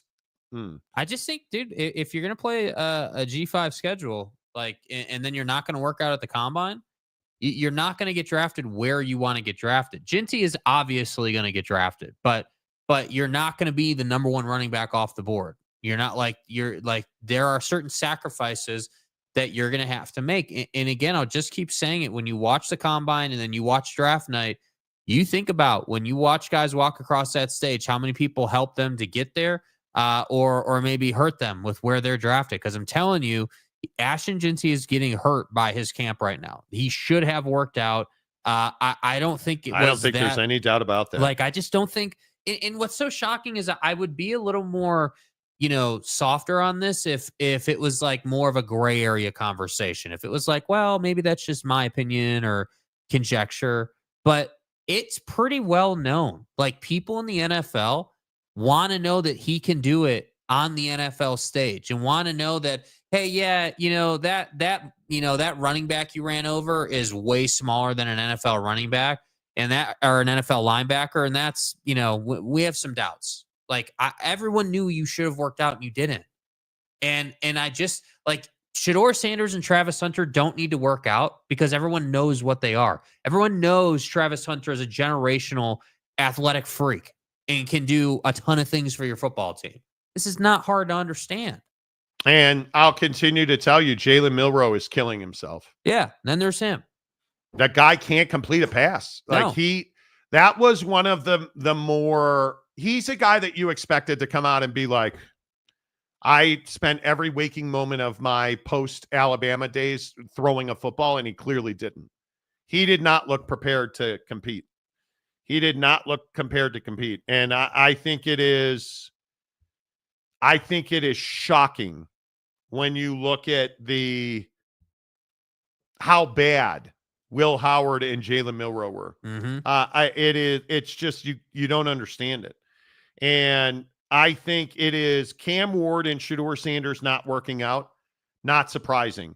Ashton Jeanty and Tetaroa McMillan not working out was a mistake. Mm-hmm. Yeah, it was a mistake. Now, I think a guy like Emeka Egbuka, who I think everybody knows is going to be a stud, great. Tetaroa McMillan was invisible this past season. And you have to find ways to separate yourself. And again, I continue to go back to the running backs and the questions about, like, this is why I say Ollie Gordon should have transferred instead of going to the NFL. Mm-hmm. Anybody hear his name this weekend? Oh. Guy's invisible. Like, it's very clear who the winners and losers are. Cam Ward and Ewers are the only two first-rounders at quarter. It's just, yeah, next comment. Yeah. Will Hampton pull an Edgerrin James and get picked first? Kind of doubt it, but who knows? We'll see. Only time will tell. Will Quinn Ewers be the second quarterback off the board? Could be. Only time will tell. I'm not sure what people see in Cam Ward. His film at Washington State wasn't great with a bad O-line. He was a fumble machine with small hands. He's never had the physical measurements. He has the physical ability, and he's a big-bodied quarterback. But I think it was by design he did not throw. And because guys like Cam Ward and Shedeur Sanders have nothing to prove. There's nothing for them to gain. I think Cam Ward's tape is very clear. It says the guy's talented for days. He's mobile. He can move for effect to get guys open and do what he needs to do. But he takes too much risk. That's the story on Cam Ward. If you feel confident that your coaching staff, your offensive coordinator, your quarterback coaching room, if you're confident that those guys can help him mitigate risk, Cam Ward's going to be just fine in the NFL. But if he's going to show up week one and just try to throw it all over the field and run right and throw left, like, that's not going to end well for you, man. Yeah, I don't know what people were thinking. I truly don't. I think there's a lot of dudes who just aren't getting good advice. Like, Ollie Gordon should absolutely have stayed in college. Yeah. He should have transferred to Texas and moved on with his life. Does he get, I would assume Ollie Gordon gets drafted. I would assume. Right? I would think, but I don't know what the answer to that question is.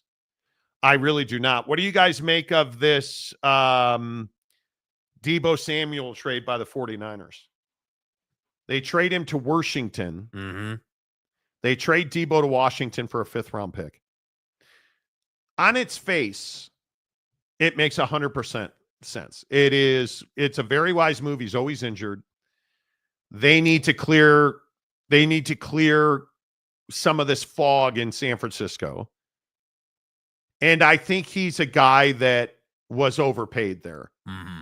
He's a great fit in Cliffy's offense in Washington. I think it makes a ton of sense. A 5th round pick, is he not worth more than that? Well, they shopped him for a month and they got a 5th round pick. That tells you nobody was willing to give up more for him. So I really like the move for the 49ers. I think you have to move on. You have to find a way to reshape this roster and cap. He was one of the obvious guys, but at some point we've got to talk about the fact that the Ayuks and the Debos of the world aren't comfortable in this offense. Mm-hmm. And you start to wonder, why are those guys looking for ways out? And I don't know. Do you see a problem in San Francisco?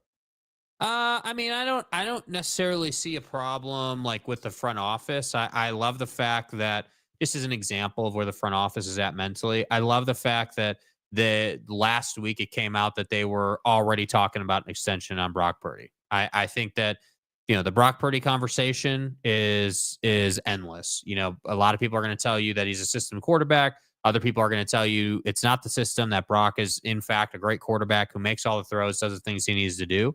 And all I'm telling you is in the NFL, you either have a quarterback or you don't, and that's their guy. So I love the fact that they're out in front of that.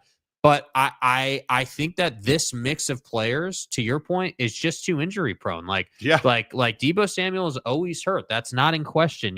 Christian McCaffrey had 1 year with the 49ers where he stayed healthy, and now it's gone right back to the guy that we know him to be. Brandon Ayuk, you gave him a massive extension, and he promptly put up 7 games and 374 yards. Yeah, and when I think about Ayuk and Samuel, those two could both be in Washington. Right? We remember the Ayuk saga with the 49ers, right? And he in the video got paid. And he got paid, but we remember that video about him potentially going to Washington. So this is hardly the first time the Niners and Washington have had conversations. So I just, when I saw this trade go down, I was like, yeah, you know what? This makes a lot of sense as to why it turned out to be the Commanders, because these two have already been talking before. And, obviously a 5th round pick for a guy that, I don't know his games played off the top of my head, but for a guy that maybe would give you 8-9 games a year, maybe a little more, and can have an impact and hopefully, helps you in the playoffs, that's worth it for a team like Washington, who's already got a prolific offense. The problem, though, is Debo plays. He's in his time in San Francisco, 15 games played, 15, 7, 16, 13, 15, and 15. The problem is his targets. He didn't break 100 targets. Not one season, 2021, his career year. 16 games, 121 targets, 1,400 yards, and 6 scores. Okay, how about on the rushing side? Because they sometimes use him for that. How about that? But he... Not much there either. Not much there either. Yeah. And it's... The biggest issue is how many reps he misses. Debo doesn't necessarily miss full games as much as he's just not on the field. Mm-hmm. And if you're a prolific offensive weapon and you're getting less than 100 targets a year, that's a problem. And yes, they have a dearth of wide receivers in San Francisco. Totally agree.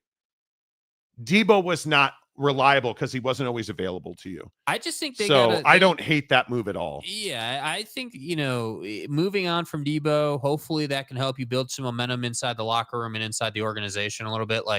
It's not to say Debo's a bad guy or anything. He's not available enough. And I think that the 49ers, listen, man, the 49ers are a team that can go out and compete for a Super Bowl. They can. They've shown us that. But they have not been in that form for probably 2 seasons now or so. There was a lot of excitement at the beginning of this past season, and then that all kind of flamed. And so I don't know when you ask hey, where's this team at? Where's the front office at? Well, I think the front office is in a place where they feel like they're spending a ton of money and they're not getting back on that spend that they're paying guys, and it's not working out yet. And they know they got to pay Brock Purdy. That's been the story. You're on a quarterback-friendly deal, a rookie deal, and that's allowed you to pay all these other guys. So now it's going to flip like we've seen it in other teams.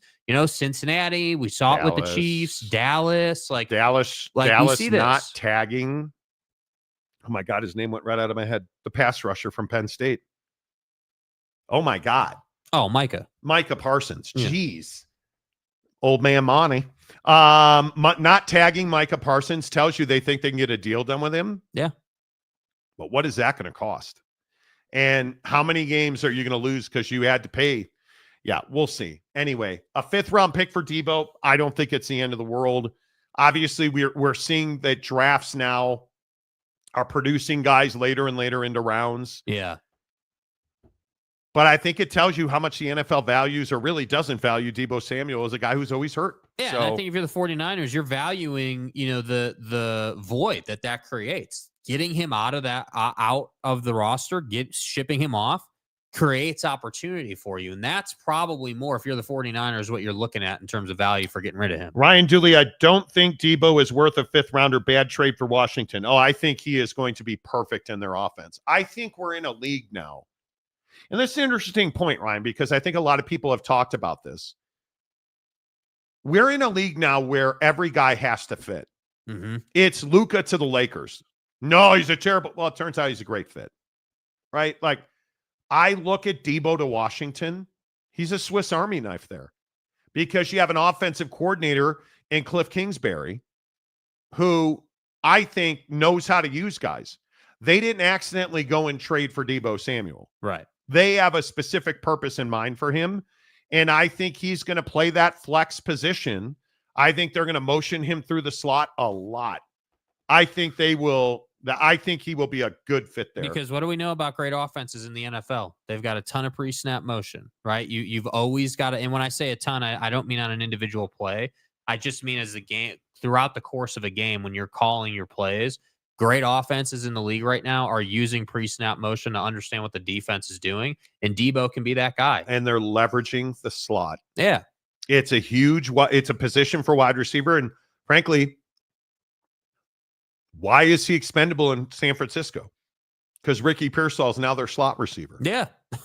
And Debo is what Debo is. I think he's going to be a great fit in Washington. Great fit. Big name, but NFL players fall fast. Well, we'll see. Conundrum, Debo's high maintenance. I don't know if he's high maintenance. He's had moments of, and when I say high maintenance, I mean a problem. He's had moments of volatility with his emotions, but I want that in a football player. Mm-hmm. I don't know that he's high maintenance. Yeah, I mean, I think when you say a guy is high maintenance, that kind of makes it out like he's kind of a pain in the ass. Like he's a guy that constantly is causing problems.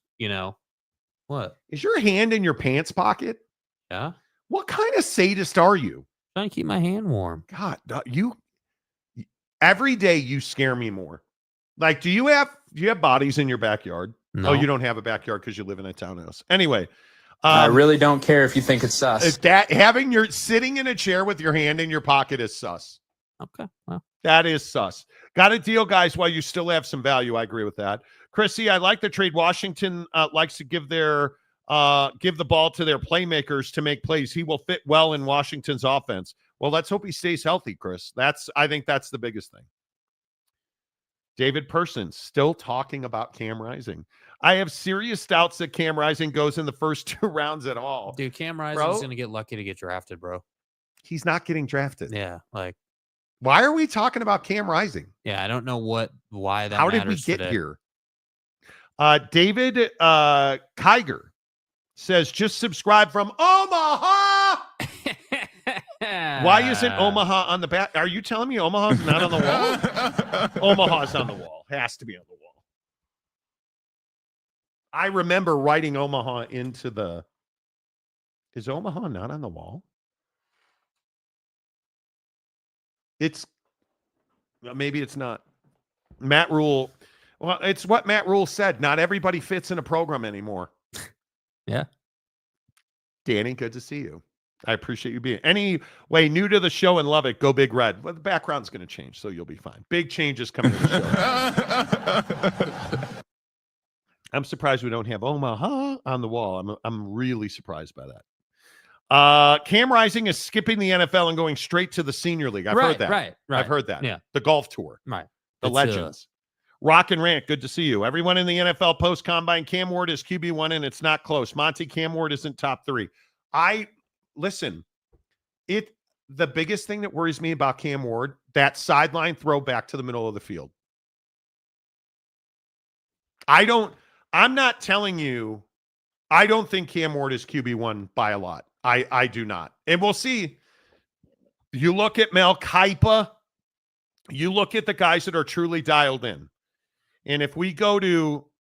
I want to be clear, too, just because you're making a red-ass comment here. A red-ass comment? It is. It's a red-ass comment. It is a bit, yeah. Just because, NFL pundits are saying Cam Ward is the best quarterback, that doesn't mean that Cam Ward is actually going to be the best quarterback in the draft. Like, he may get drafted number 1 overall. Like, that may happen. I'm not going to sit here and pretend to tell you that he's the best quarterback in the draft because I don't believe that. No. That's not like dude, trust me when I say I've watched a lot of Cam Ward football, bro. Tons. We do this show from an educated place. I can assure you of that. And I think we made it appointment TV to watch Miami football this year. Yeah. And I think that again, I'll stick to what I've been saying about Cam Ward. The guy is talented for days. Yes. I'm not saying he's a bad quarterback. What I'm saying is if you're drafting number 1 overall, and this is the same damn discussion we had last year about Caleb Williams. Same, or 2 drafts ago now, I guess it would have been, about Caleb Williams. Hey, guy's got talent for days. What's up with the personality? That was the question about Caleb Williams. He paints his nails and swaddles his mom's cleavage. All talked about, right? What's the question about Cam Ward? I know this is rocket science. Can someone teach dude not to throw left after he's run right? Can someone teach Buddy to throw it out of bounds in the NFL? And Rock and Rant, how many throws did he get away with? That's the other thing.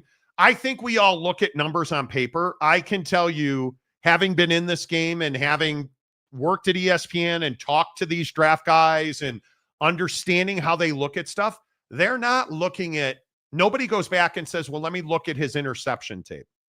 They're like, okay, let me see all of his throws. Let me categorize his throws. What were the risky throws, bad decisions, good decisions, great throws? Like, they have a whole scope of tape on him. And the throws that they look at most are not the sensational way down the field, perfect dime. That's not what they're looking at. No. What throws did he get away with? And why do they look at that stuff? Because when you look at these quarterbacks, and this is very unique to quarterbacks, when you look at quarterbacks, you want to know, okay, what's my biggest question? Can Quinn Ewers get the ball out quick enough? Does he make good decisions quick enough? Can Jaxson Dart throw the ball down the field with authority? You look at Cam Ward. What is his decision making? And why does he consistently put the ball in jeopardy? That is the number 1 question about Cam Ward. Physical attributes, all that's not a question. Why does he consistently put the ball in danger? And so they're looking at tape of how many throws did he get away with? How many great plays were made for him? What does he do that we can fix? What can we coach out of him? And a lot of times, people will look past poor football acumen when you're a physical freak. Anthony Richardson. Perfect example. Yeah. How often does that work out well? Purple Drink in Oakland. Mm-hmm. How often does that work out well? It doesn't almost ever work out well. When a guy consistently makes bad decisions, and in his senior year, because Shedeur, one of the contrasting conversations about Shedeur Sanders versus Cam Ward, look how much better Shedeur's decision-making got last year versus his first year in Colorado. Because what do we know is a fact in the league? There actually are 2 things that we know when it comes to quarterbacks that is a fact that has been played out a million freaking times, which is, hey, quarterbacks who maybe aren't as talented can absolutely dominate this league mentally. if they are mentally capable. If they understand how to read a defense and then they can say, okay, defense is doing this, we're doing this, where's my opportunity? That kind of quarterback play will win you Super Bowls, right? That we've seen that bore out in the NFL repeatedly, just the same way that we've seen it bore out repeatedly that NFL or quarterback prospects in the NFL that have immense talent, have huge arms, great athleticism, but don't have the mentals are not going to work out. Look at Anthony Richardson. Like, that's one of the best examples in modern day that we have. I loved Anthony Richardson as a prospect. Big arm, ton of athleticism. I honestly thought it would be easy to get him to not try to just run the whole game, to try to bring the defense, but they clearly it's not. And I think one of the biggest questions about Cam Ward is, why was last year not his best year? So those are what people are looking at. You look at Cam Ward's numbers last year, and you're like 4,300 yards. Okay, that feels pretty good. 2021 was by far his best year. 4,600 yards, 47 touchdowns, 10 interceptions. And I also think there is a Mario Cristobal, not a great head coach question.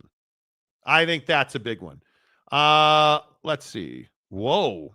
Look at Aaron Wilson, a member for 23 months. Good morning. Rack 'em. Nice. Rack 'em. Yeah, you guys are going to be good. Aaron Wilson went to Texas Tech basketball game Friday, I think. Oh, did he really? Late last week. Yeah.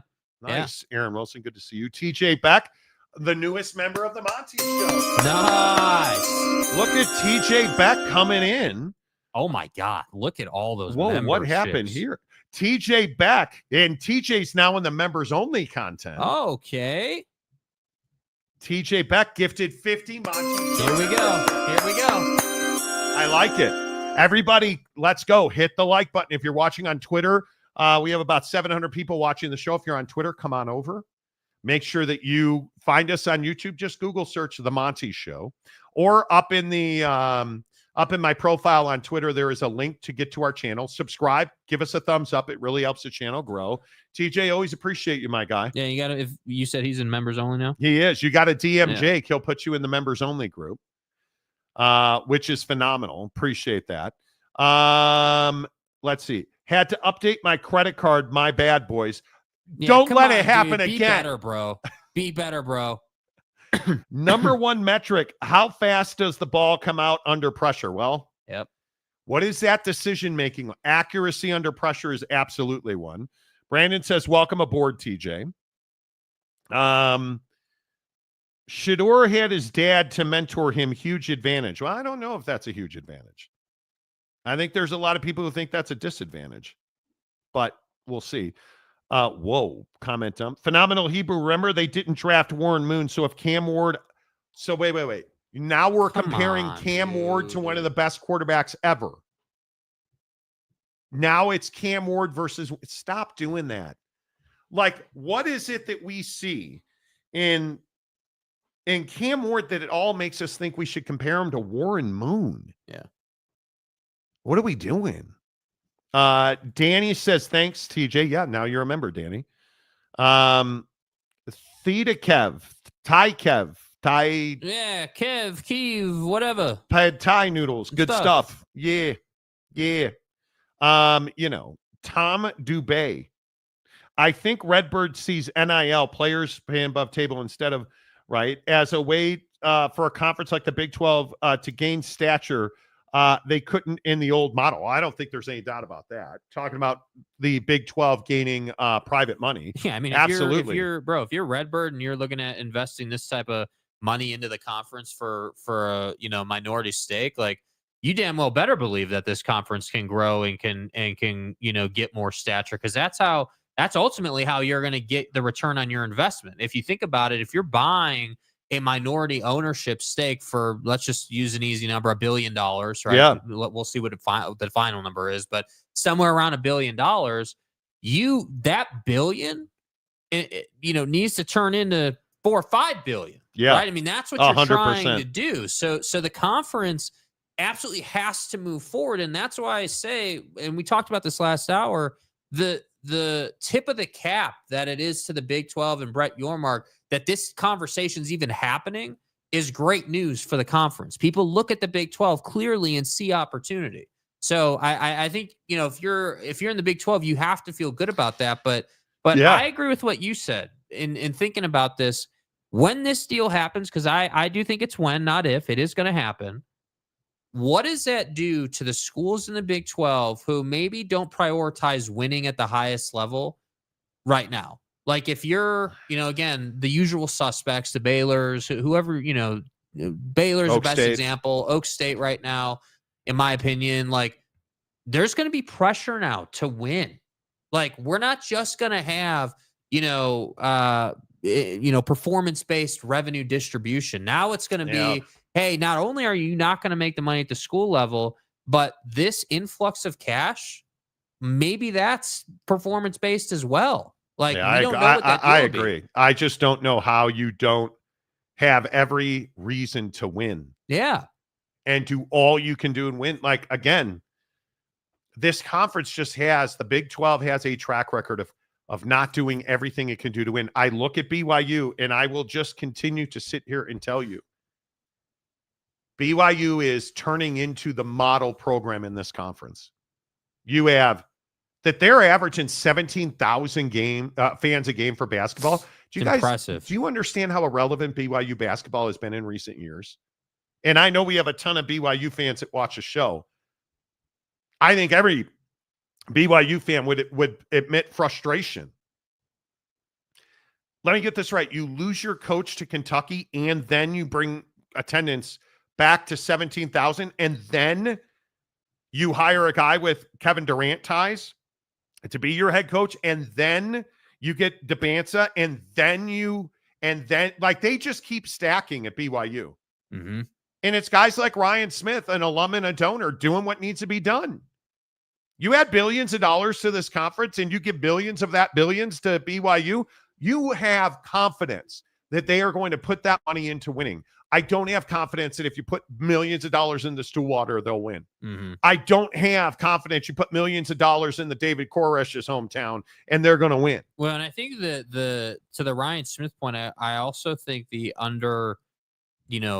played point is that not only did Ryan Smith and company invest money into the program, you got Kevin Young hired, who then was able to go out and, because of his ties to the Suns, use Kevin Durant to get the best prospect in the country to come to BYU in addition to the money. So now let me get this right. You've got money being invested. You now have gone and gotten someone hired at BYU as the head coach who's doing a great job. I'm not slighting. They're Kevin winning Young games. He's doing a phenomenal job. But my point is that when you talk about this Redbird thing in the Big 12, BYU basketball is showing you that it can, in fact, be turned around, that you can go from being irrelevant, from being a team that, yes, plays basketball in the Big 12, but was never in danger of winning a Big 12 championship in basketball, to now being a team that is clearly moving forward, clearly climbing the ladder, and clearly trying to win. And you're in a position now where you've probably, I say probably, please don't lose your minds, where you've probably backslidden basketball a little bit in the Big 12. You're only going to get 8 in. The SEC is probably going to get 13 in. I would think the Big 10 gets 10 or 11 teams in. Which is remarkable, by the way. And if the SEC gets 13 in, and you know who the first team out is, it's probably going to be Georgia, right? But let me get this right. The first team out's Georgia, but the number 1 seed, if it were today, would be Auburn. And then who is the last team in? Texas. That's probably a pretty good indicator of where we're going. And if we really look at the last 4 in right now, it's probably Oklahoma, Indiana, Ohio State, and Texas. What do all those teams have in common? You see where we're going. This is the exact right time to get a cash injection, because you have teams like BYU. Right? BYU's doing everything they can do to make sure that they win every game. And I hope that is I hope that's the case, right? Because I look at teams like SMU not making the tournament is a huge loss for the ACC. North Carolina being a shit show is a huge loss for the ACC. Well, and I also think to the ACC part of the conversation, are you not looking at this in the bigger picture, not just from a tournament perspective, but you're looking at what you're going to do in the basketball tournament this year. You're then looking at where the conference is at financially after the Florida State process came to an end, and you kind of work through that, and you're all back on the same page after SMU, somehow came out, got into the college football playoff and won the conference and did all that. And now this Redbird thing comes up where the Big 12 and Redbird are close to this deal. And if you're the ACC, you're sitting here saying, okay, hey, dude, we're pretty level with the Big 12 in football. This year, it's going to be close. Let's see how it shakes out. But they may be slightly better than us in basketball. And, they're going to get all this money in. We got to do something. So I agree. It's going to open the floodgates. There's going to be pressure on the ACC to find something. Can you imagine if the SEC gets 3 number ones? Bro, and I think Duke or Tennessee, is Duke a number 1 seed? And if Duke is a number 1 seed, do you put them in Lexington or do you put them in? Oh, I know. Would you put them in Raleigh? Good luck. I mean, that could be. How bad does the ACC need Cooper Flagg and Duke to make a deep run, dude? I mean, I can't. They need that. I think it'll be really interesting to see who the number 1 seeds are, because again, what is the Big 12 is the Big 12 is looking at what would BYU be, a 7, 8, 9 seed somewhere? I would imagine. You start looking at Iowa State's probably a 2. Houston's definitely going to be a 1, I would think. Right. You look at this conference, we're not talking about 10, 11, 12, seeds. We're talking about top seeds. And it'll be really interesting to see, where does Texas Tech go? Is Texas Tech a 2 or a 3? I don't think that's that outlandish. They'd be a 2 or a 3. Right? I Right. don't. And I look at Arizona. Why Arizona has got to play better basketball. And in an athletic conference where you're looking at $1 billion injection, can you imagine giving Arizona Athletic millions of dollars? They're going to be better at basketball. And you think about that. That's why I'm saying, I'm thinking more and more about this deal. And I just wonder, the bracket is a great mechanism to have this conversation, because Arizona basketball is a team that, if they had more money, they'd probably be a better team. But again, it really should come down to, if all the schools in the Big 12 are sitting at a table having a discussion about this, are the winners in the room not going to say, hey, we've been winning, we should get a larger cut of this influx of cash? Yeah. We deserve that. We've been pushing the conference forward. We should get a bigger cut. I agree. You can't tell me that that's not going to happen in these discussions. Hundo P. I agree. Wow. Okay, here we go. So we told you 14 minutes ago, TJ Beck, 50 Monty Show memberships. Okay. 6 minutes later, Calford. Gotta answer the bell, dude. Don't. Gotta answer the bell. By the way, I just want to point out, over the weekend, all-time record with memberships. So this does make a difference. All-time record. All-time record on the channel for memberships. This makes an absolute difference. Yeah. Totally agree. Monty, don't you start talking nice about Ryan. I'm ruining the Utah Jazz Smith. Hey, when it comes to BYU, Ryan Smith is everything you want in an alum and a donor. TJ Beck, boys, any more blowback on looking into the lack of MOUs by departing members? Schemers. We have gotten a no comment from all of the departing members of the Mountain West on, hey, have you sent letters and wire transfers to exit the Mountain West? I don't think there's any doubt. And I'm not even, listen, there was a lot of Pac-12 fans in the chat over the weekend in the comment section saying, if this was a Mountain West, you'd say it's brilliant. I'm not saying it's not brilliant or not good business. But why are you no commenting the media on it? Why are you no commenting when you are asked point blank, have you sent a letter to the Mountain West, letting them know you are leaving, Mm-hmm. and a $5,000 wire transfer, which is what the charter now stipulates. Why no comment that?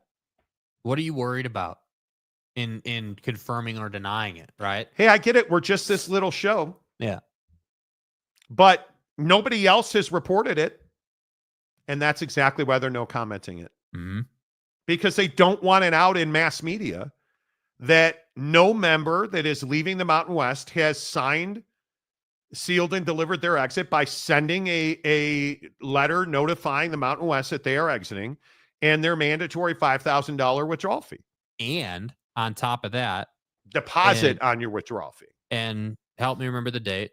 But you also have, for the departing schools of the Mountain West, this deadline with July which 1st. They have to sign with the Pac-12. July 1st. So the real, cojones of the story there is not just that they haven't sent their, written notice and $5,000, but also that they have this deadline on the other side of the coin. And so they're essentially just sitting here in the middle, biding time. And I'm trying to understand to do what? What I don't think it's one thing. And I have talked to a ton of sources on it. It's to stop the Mountain West from moving forward. They do not want the Mountain West to surpass them in a business sense for 26 and beyond. Yeah. And that's why they haven't exited. They're going to join the Pac-12. The exiting members are joining the Pac-12. That's not a question. They simply are putting the brakes on because, and you may say, how are they doing that? They're still on the board of directors of the Mountain West. So the Mountain West, the remaining members and the new members are not going to want to openly talk about in a public meeting or in a meeting, if you will, about what they're doing in 26, 27. One other thing I want to correct. I did misspeak on Thursday. It is mediation, not arbitration. And Pac-12 fans, yes, I'm stupid. I'm an idiot. Like, you've lost all credibility, Monty. Pac-12 fans, like in the comment section, losing their gourd over the fact that I said arbitration and mediation. I conflated the two. The difference is, and if you know this, great, congratulations. Arbitration, a guy makes a decision. Mediation, you have somebody helping you make a decision. Mm-hmm. So there's a significant difference. I get it. I misspoke. They're going to mediation at the behest of the Mountain West to move the process forward. Everybody knew this is where we were going. Mm-hmm. It's never going to a judge, in my opinion. So just to clear that up. But there's no question why they're doing it.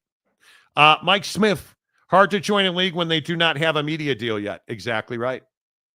Exactly right. Yeah. No doubt about it. Of those that said they are leaving, how many do you think will stay? None. I think they're all going.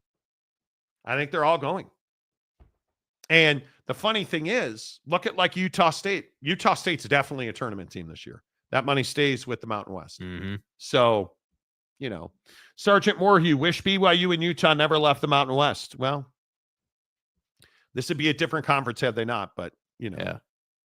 it is what it is, right? It is what it be. It's going to be amusing when TDS men's basketball gets, but you're not even in the tournament. How are you shit talking BYU when you fired your coach last week? Yeah, that's like, have some perspective, bro. Houston rolling. Yes, they are. Rarely see Houston fans in this chat. We are not big in South Texas. Now, Waco, Lubbock, Dallas, Fort Worth, absolutely. Panhandle, absolutely. But yeah, we are we need some Houston representation. Yeah. TJ Beck, the college basketball and NBA game needs a change. 48% viewership drop from the 2000s in the NBA. It needs to revert back to the more physical league it once was. See the 70s through late 90s. Yeah, well, the problem is in the 70s and 80s, you also had a lot of cocaine happening. So I agree with you. The NBA right now, I think this situation in Phoenix is absolutely terrible for the NBA. 100%. And Matt Ishbia, this, do you guys understand how tragic this season is going to be for the next 5 years for the Suns? They have the most difficult remaining schedule. Yes, I'm a nerd. They have the most difficult remaining schedule. They're going to lose a lot of games. Will that help the Suns? No, because they don't own their draft picks. It'll help the Houston Rockets, who are already very good. That's the tragedy of their situation. And the biggest issue is Kevin Durant was never going to be LeBron James. They were in the exact same, or they're in the exact same situation the Lakers were in 3 years ago. And LeBron has persevered. Devin Booker, and I will espouse my love for Devin Booker. Stay hard. As much as I ever have. The Suns need to trade Devin Booker. The Suns need to trade all three of those two. Kevin Durant, Devin Booker, Brad Beal, start over. Get a haul of draft picks and start over. Yes. Trade Devin Booker and start over. Yes. That is the only way you get out of the hole that they're in. Because you're not going to win. And I love my guy Book. He's not a number one. He's not a number one guy. He's a number two, very clearly. Conundrum. So the Big Ten is the conference and the SEC is the basketball conference. Right now, the SEC is both basketball and football. And I know that's controversial, but, you know. So what's the update on the Pac-12 TV deal? Nothing yet. Nothing yet. Yeah. We'll see. We'll see what happens. All right. Beal has a no trade clause. Everybody's got a no trade clause. Kevin Durant's got a no trade clause. When you're a tenured veteran making that money, you're going to make the decision on where you go. The Suns over the weekend, Shams reported the Suns and Kevin Durant will work together to find a mutually agreeable destination for him to go to. Kevin Durant can write his own ticket. I just can't believe that the Suns are here, man. It's crazy. I don't know. Like, and I agree. Saying it's a shame, a travesty, a terrible thing to happen for Ishbia is spot on. The guy came in, bought the Suns, spent a ton of money, did exactly what you would want any owner in professional sports to do, and just didn't work out. And I do now, looking back, agree with people who said the Beal thing, that's where you went sideways. If you hadn't done the Beal trade, I agree. Maybe you beefed up the bench more. Maybe you put that, you invested somewhere else in the roster. You're probably having a different conversation. And I'll just keep going back to Austin Reeves and Dalton Connect. I'll keep going back to Rui Hachimura trade. I'll keep going back to Jared Vanderbilt trade. Why are the Lakers winning? Yes, it's Luka, and that trade put them over the top, but their role players are thriving. Dalton Connect last night, they don't win the game without him. Yeah, Danny Ainge has done well by the Lakers, dude. He has. Absolutely. Hey, look, somebody who supports pedophiles. The Big Ten is the best football conference, back-to-back national championships. Tell me you don't know anything about football without telling me that you support pedophiles. Delaric, Suns owner is what you want, but just got unlucky. 100%, dude. I would love Matt Ishbia to own the Chicago Bulls. I don't know how else you describe it other than that. I mean, how else do you describe that? Certainly top 5 player in the league in Kevin Durant by anybody's measure. Top 5 player in the NBA. You acquire, and then Devin Booker, who I think by anyone's measure is what, top 20 player in the NBA, top 10. Most people have Kevin Durant and Devin Booker as top 10 players in the NBA. Okay, 2 top 10 players in the NBA, and you can't seem to figure it out. It just doesn't pan. Like, I don't know how. Like, there's no other way to say like it just didn't work. The ultimately, I trace it back to drafting DeAndre Ayton. Yeah, that was a huge bust. Yeah, huge miss. Which unfortunately Ishbia had nothing to do back with and had nothing to do with. But Matt Ishbia made the mistake of counting his money and buying everything he wanted. And what they should have been doing, the Durant trade was exactly what should have happened. The Beal trade should not have happened. Yeah. And they're going to pay a 2-year price for it. And we'll see. Money cannot buy you wins. It can buy you Taco Bell Crunch Wraps in the form of sliders. Okay. I want you guys to understand how much my life sucks. I roll into the studio this morning just ahead of Jake. Right. Mm-hmm. Bro, are we going to try the Crunchwrap Supreme sliders? This jackwagon walks in here today excited about life? No. Oh, man, the procreation last night? No. Dude, Subi, I'll tell you what, I skipped that third gear and went right to... No. Taco Bell Crunchwrap Supreme sliders is what Jimmy over here wants to talk about this morning. I am never going to have one. Me either, probably. But I just thought, I've been anti-Taco Bell for how long? Guys. Yeah. How long have I been anti-Taco Bell? Last time I ate it, it gave me water butt. I'm not eating there again. Crunchwrap Supremes. Yeah, Crunchwrap Supremes are bomb, especially when I make them at home for myself with better ingredients. And, on the Black Rock. Yeah, Blackstone, same thing. Same thing. But this idea that the first thing you wanted to talk about today, oh man, not my multiple 300-yard drives. You guys, on Saturday afternoon, I think I hit the longest drive I've ever hit on video. Mm-hmm. It was on my socials.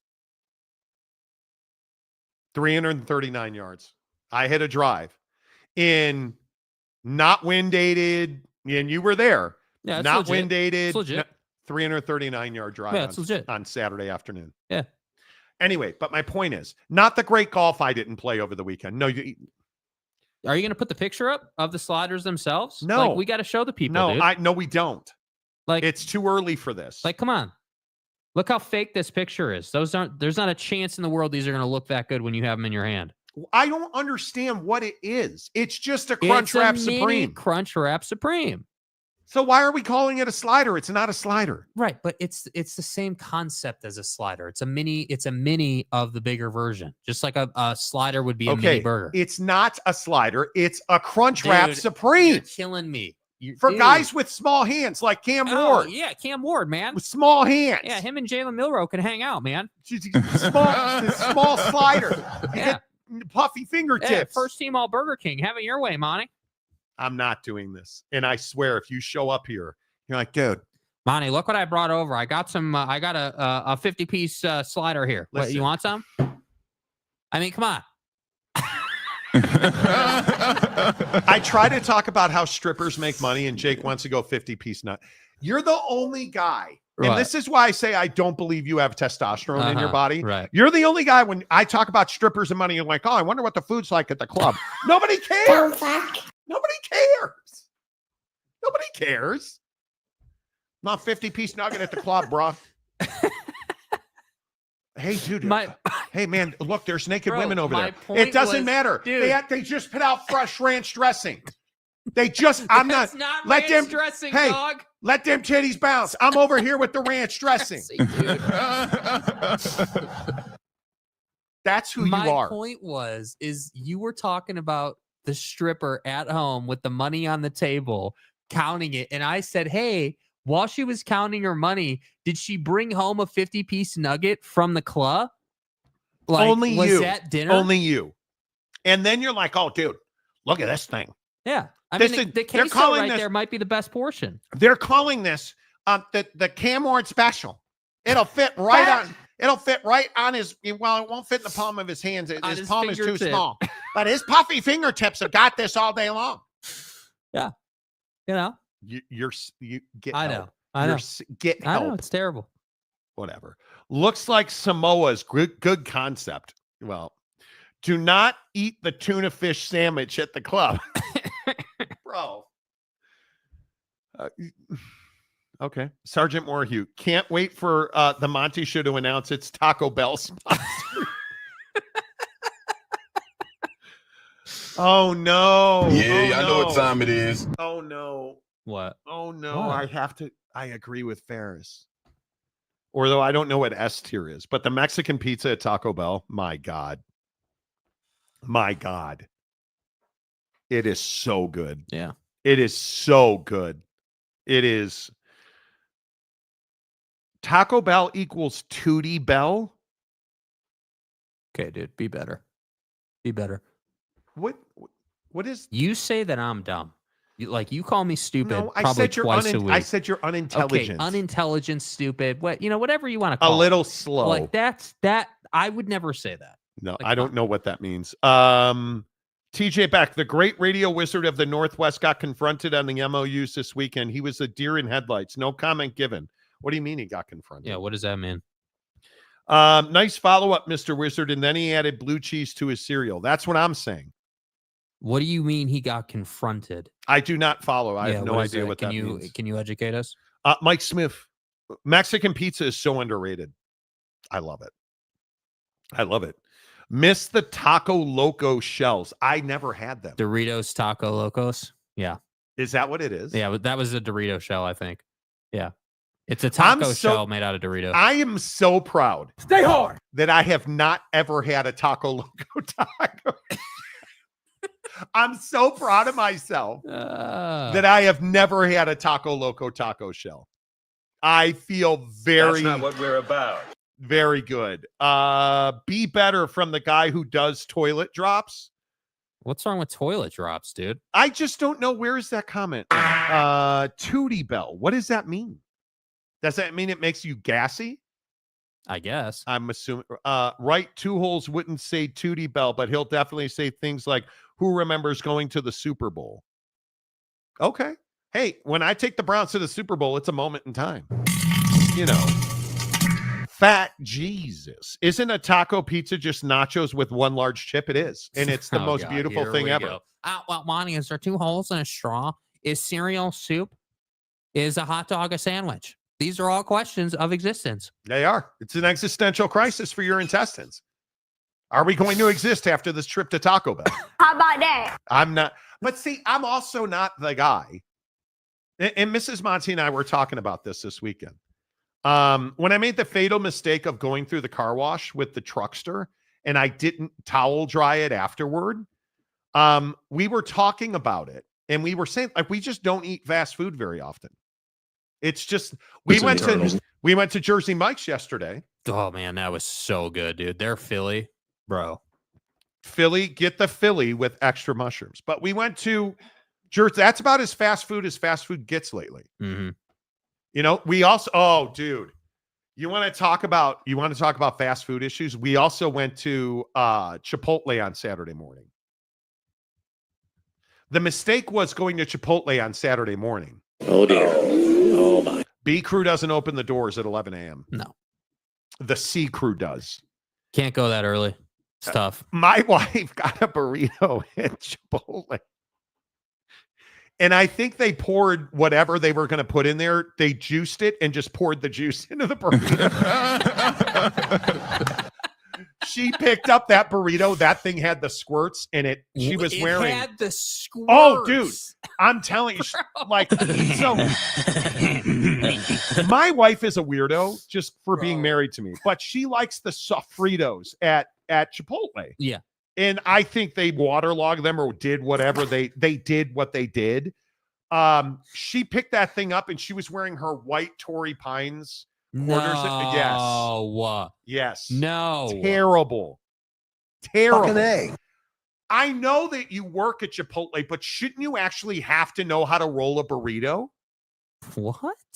Like that, and the burrito I got was a double chicken burrito with all I get on my burritos: brown rice, black beans, pico de gallo, and the creamy cheese sauce stuff. Queso. Yeah, queso. Queso. Yeah. Queso. Right. Queso. There was a big rip in the side of my burrito. Like there's a hole in the tortilla. Well, come on, bro. Now, and my wife, I also need you to understand, my wife is a snob. She's really arrogant. And with all due respect. So, she's not. She's sitting like 3 feet to his left. We now only shop at a certain Harmon's and a certain Costco because they're better. Facts. And now I got to tell you, we're probably going over to that same. I'm probably not going to this Chipotle at the district. I knew it was too good of a run. Yeah. Like when they had the brisket, we went on it, dude. I got to tell you. I tried it. I'm with you on the brisket. We went on a heater at Chipotle. The Chipotle heater in this house was, I'm not proud. I'm really not. I'm not proud. that Chipotle heater with the brisket was something I never thought I would experience again in my life, because nobody goes on a Chipotle heater and talks about it, right? Bet you weren't expecting this. Yeah, one. usually you get salmonella from like stale vegetables or whatever. You die if you go on a heater. Yeah, and your anus usually falls out, but that's not the point. It's not really the point. Was we went on a heater, and those guys, I think that was some really just high level, top notch burrito rolling during the brisket era. You know how some people call it Reaganomics, or some people call it like the Industrial Revolution. I call it the brisket era at Chipotle. Same feel, like life changing. It changed the course and trajectory of the country because they actually, rolled the burritos. And now we go to whatever steak or whatever meat they have there, because the brisket's now gone. And now we all of a sudden can't roll burritos anymore. Bring the brisket back. Because now I got to drive 10 extra minutes to go to Chipotle. Because I'm not going to that Chipotle again. I'm back on the Chipotle sucks unless you get the right crew. Ain't ducking, no smoke. I'm not. Charles Oliva says it's queso, Monty. I know it's queso. I know. I get Bog Snatchovich. I know it's Bogdanovich. Dude. Gotta be fucking kidding me. I know it's queso, This is why we can't have... Dude. I know it's queso. God damn it. Dude, okay. Whatever. So when we were a strictly Utah show before we, blew up and got 4 more followers and became national. Right. We used to say Bojan Bogdanovich's name wrong just to piss people off. Because it's Bojan. It's more enjoyable to say Bojan Bogdanovic. Bojan. Do you guys know it's not Rudy Gobert? Bogdanovic. It's not Rudy Gobert. I know it's not Rudy Gobert. I'm aware.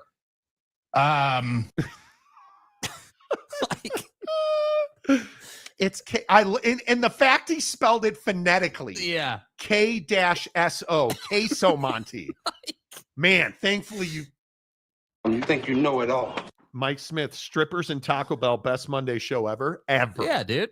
Duh. We and deliver. if you're just tuning in, I was talking about on TikTok that there's all these strippers that are these lady strippers, because I don't watch male stripper. Okay, let's move on. Because stay home. Now it's awkward. All these female strippers counting their night's money. The money of they made that night. I sifted through all that. And the one girl I was saying this morning was crying about the fact that she doesn't have a boyfriend and no guys want to date strippers. You don't say. I had no idea. What guy doesn't want to date a stripper? He's got no class. Choosing violence, Charles Oliva. Selectively aggressive. Yes. Oh, yes, Charles. Thank you. Capazzo, this is why I listen to this program. Exactly. Yeah, dude. Yeah, bro. Exactly. Violence and Taco Bell go hand in hand. They do. They do. Yeah. Yeah. You also spelled Gobert's name wrong, which forced you guys to go back to a monk party. That's right. Yeah, we had no credibility at that point. We're just, it is what it is. Wow. Happy Monday. Exactly, Mr. Program. Preston. Exactly. Sergeant Green, Gobert. Are you sure? I had no idea. Jeremy Bolton, hey, Minty, it's pronounced Nick's Chubb. Thank you. Not Nick Chubb. The possessive. Nick's Chubb. Right. A little pause. The Ohio State. Right. Nick's Chubb. Yeah. Guys. Hey, guys. If there is one Spanish word you could pronounce correctly, which one would it be? Entonce. I mean, pretty straightforward. Didn't have to pause long for that one, did we, Marty? And finally, golf or cold cuts? Golf. Okay, golf. we got to Yeah, talk we about the golf. Got to do golf. This is incredible. So finally, we're back on golf carts playing golf like on not frozen tundra, which is great. Which is awesome. Yeah. We had 2 great rounds of golf this weekend. Yeah. But yesterday we went to a course called Old Mill here in Salt Lake City. Great course. Yeah.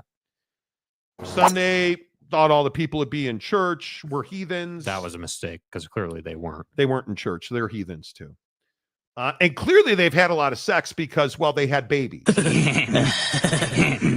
One baby was still in the womb. The other was crawling around the green. We're trying to play golf, and this cat has his wife walking the course with a stroller while pregnant. Now, if the sentence stopped right there, I wouldn't really have a problem with that, right? Hey, you're walking the course, dudes out playing golf. Like, I have no problem with that because again, course was not wide open, right? Like, obviously, a lot of people playing, don't care that she's out there walking. Yeah, not a big deal. No big deal. No big deal. It got real when they let the baby crawl around the green. And they just were playing really slow. They eventually let us play through. But can we, it's early in the season, so can we just get the golf etiquette thing out of the way now? You never hit into another group. Mm-hmm. That's number one. Number two, you don't obey cart path only, ever. Never. Never Even if there's a sign that says cart path. Even if there's GPS, you do not stay on the cart path. And number three, you don't let your baby crawl on the green, you prick. Like then this is the best part too. So, we were playing 9, it was like the 4th hole of dealing with this. And, it got to a point where we were like, hey, would you guys mind if we played through? And they were like, no, dude, there's nowhere to go. Like, we can't do that. Like, there's no, and so we play that hole. Then the next hole, what happens? They let us through. And it was fine. And it was awkward. So I saw the lady in the parking lot and I said, hey, I'm sorry if I at all negatively impacted your day. I didn't mean to do that. And she's like, yeah, you were kind of an a-hole about it. Using the full word. Right. You just can't win with some people. And Oh dear. Oh my. Again, I'm all for disobeying GPS and car path rules. I'm here for it. I'm not here for letting your kid crawl around on the green. I just don't think your it's toddler. I think come people on, just dude. don't. Once again, people don't think about what's behind them. You don't think about hey, we're standing here watching you guys, letting your kid run around the green. And again, it's not quality of green issue. It's that you're not golfing. You're essentially hitting the ball so your kid can run around a golf course. And we have to wait anyway. We both drive the ball 300 yards, so it's not like I can. We're waiting. We're always playing ready play golf waiting. Yes. We're always standing over the ball waiting, which even is fine. when my wife plays with us, we play best ball as a group. Yeah. She'll go up to, she hits on the red tees. It is not uncommon for my wife to be like, hey, I'm going to go up to the red tree. Let me go hit first while you guys wait for this group. Because she hits it about 220.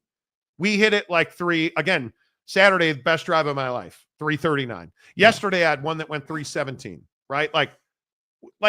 Even my wife, who doesn't play a lot of golf, is like, yeah, I should probably go up there and hit so that we're moving along. And I don't much care. My goal this year is not to give a rat's ass about pace of play. I worry about being too slow because I aim point on the green. When I putt, I use aim point. I like to talk about my golf shot. I like to have a plan with every shot. So it takes me, I don't think I play slow, but I'm always worried I'm playing slow. Mm-hmm. I'm never letting my toddler crawl around on the green. That is so frustrating. It's not happening. Yeah. Fat Jesus says you got to keep your woman fit. Could be. $5 says we're going to get a rant from Mrs. Marty now. She hates when I don't obey the GPS on the cart. It is a thing with her. She's like, hey, the car path is over there, dude. She will. If there was a leash for guys driving cart paths or golf carts, she'd use it on me. Yeah. She quite literally would. Giggity, sounds like a course ranger needs to do his job. Again, no personnel out on the course. And it's one of my biggest pet peeves about golf. Yeah. When it's super busy, you got to have a marshal on that. And again, it's not to just ride certain groups. What it is it's to keep flow. So in my opinion, you only need a person probably every 5th hole, 4th hole. It's not going to be every hole, but you need or just someone, one on the front and one on the back would be great. You just need someone to say, hey guys, we need to move this along just a little bit. It just shouldn't be that hard. TJ Beck, F them if they can't take a joke, Monty. Either they play consistently and keep up or go to the putt-putt course. Where was the marshal? Yeah. I didn't think I was that I wasn't rude to the guy. No, I don't think you were rude to the guy. I think that people, generally speaking, don't understand how pace of play works, like mechanically. Yeah. So, like, you have to understand, like, when you're on a course and it's busy, it's not the issue is not that it's busy. The issue is that someone will go look for a ball they have no business looking for, that they will never Yeah, find. these guys Or, were climbing through trees and up on hills, and like you have to understand, like, you know, and like we've had arguments about this out on the course because I'm a guy, I'm not going to go hiking to find my golf ball. But you also hit a drive that you like when Jake last year, and you didn't do it one time this. I don't think you sliced a single drive this weekend. I think I had one at Glenmore, but it was a pretty good anyway. weekend. So Jake will hit a ball and it'll slice, and he'll just walk away and never even go look for it. And I'm like, dude, I wish I had that kind of money, but they're up on hills looking for their golf ball. No, I'm not that guy. Yeah. Danny, tell them to take the little prick to the dog park like a normal bad I'm gonna parent. guess that saying that to somebody's probably not going to work You out. probably shouldn't. Yeah, that's just a guess, though. Kim Coulter, we have multiple marshals that keep players moving along. And I wish we had that in Utah because we don't. We don't. Sergeant Moorhew, that couple should have been at mini golf. They should have been. But again, the issue isn't that, like, and I'm not criticizing you for this comment, but my point is not that they can't be on the course. No. That's not my point. My point is, hey, like, if you want to, like, if you're, like, the way it should work is if you're going out to putt, sure, you can let your kid walk around a little bit, while you're putting, but it can't impact the pace of play. You can't have to go chase after your kid because they're like one time the kid was just standing on the ground. And I feel like the kid was probably old enough where they just learned to run. Mm-hmm. And the kid started running towards the pond. And it's, oh, dude, well, and so you got to go chase after the kid. And my point is, you should be, if your group is if the group in front of you is on the green, you should have already teed off and you should be probably driving to your second shot for us. Yeah. The green is empty in front of them, and the next group is in the middle of the fairway. They were on just the next behind, fairway. yeah. And it's because the kid was running all over the green, and the dad was having to chase him. Yeah, I don't care that you're out there that doesn't bother me. I hate when people walk on golf courses, like at Canyons Golf in Park City. There are constantly people walking, and you're not golfers. No, just regular people. Regular people. Yeah, not golfing, just people walking a golf course for whatever reason. Yeah. Kim Coulter, if you can't play 9 or 18 in 2 hours or less each side, move up a set of tees. I think we played 2-hour golf Saturday. Yesterday was almost 3 hours for 9 holes. Yeah. So it was slow. That's true. In Oregon, most of the marshals are either retired high school coaches or cops. They handle business. A lot of them get paid a pittance, but the golf and the retroprosity of their courses, I would agree with that. Yeah. Yeah. There are chemicals on the green, so letting a baby crawl around on one of them is pure dumbassery. I agree with that. Yeah. I totally agree. And donuts, that's it. I'm bringing my dog. Exactly. See, again, wouldn't have an issue with someone bringing their dog out to the course. Not at all. Not at all. Keep your dog on a leash and it's cool. Yeah. Not a big deal. I don't care about that stuff. When you're going notably slower because of it, that's when I care about Yeah. it. Or when people are hitting into you, or you hit a shot and you don't yell 4 if it's Aaron. Because golf is about bad shots, not good shots. Yeah. And people at our level, we don't hit all good shots. Yeah. Although I'll tell you, usually play by myself when on vacation. Got an ace once with no witnesses. Now make the wife ride as I play. Well, I would love to have an ace. I would. It's called hiring a babysitter, or just have your wife who wasn't playing hold the baby. Yeah. That's the simple. That's all you got to do. But I will tell you, man, my driver's fine now. My irons are. I've got to get my irons in shape. I've got to get my irons in shape now. Like, I've worked so much on the driver in the woods. Yeah. My driver and my forward is great. I'm getting a mini driver. I really want the secret weapon from PXG. But I got to get my irons back in shape. And here we are in a winter climate. My wedges were terrible this weekend. Just horrendous. The worst distance in my golf repertoire right now is 80 yards. Mm-hmm. You hand me an 80-yard distance, and I am like, damn. Like, give me 110. Yeah. 80 yards or 120 is really difficult for me. Mm-hmm. Either one, but it is what it is. There you have it. Always good. Appreciate you guys being here. The Monty Show, as always, presented by our good friends at the Advocates, the best injury attorneys in the business. You guys never pay out of pocket. You get in an accident, please don't trust your insurance company. Let the Advocates give you clear, risk-free advice. 24/7, 365 at theadvocates.com. You can chat with an injury attorney, and it won't cost you a dime at the Advocates. Back tomorrow. I'm sure more hijinks. Please hit the like button on the way out. Until tomorrow, say goodbye, Jake. Goodbye, Jake.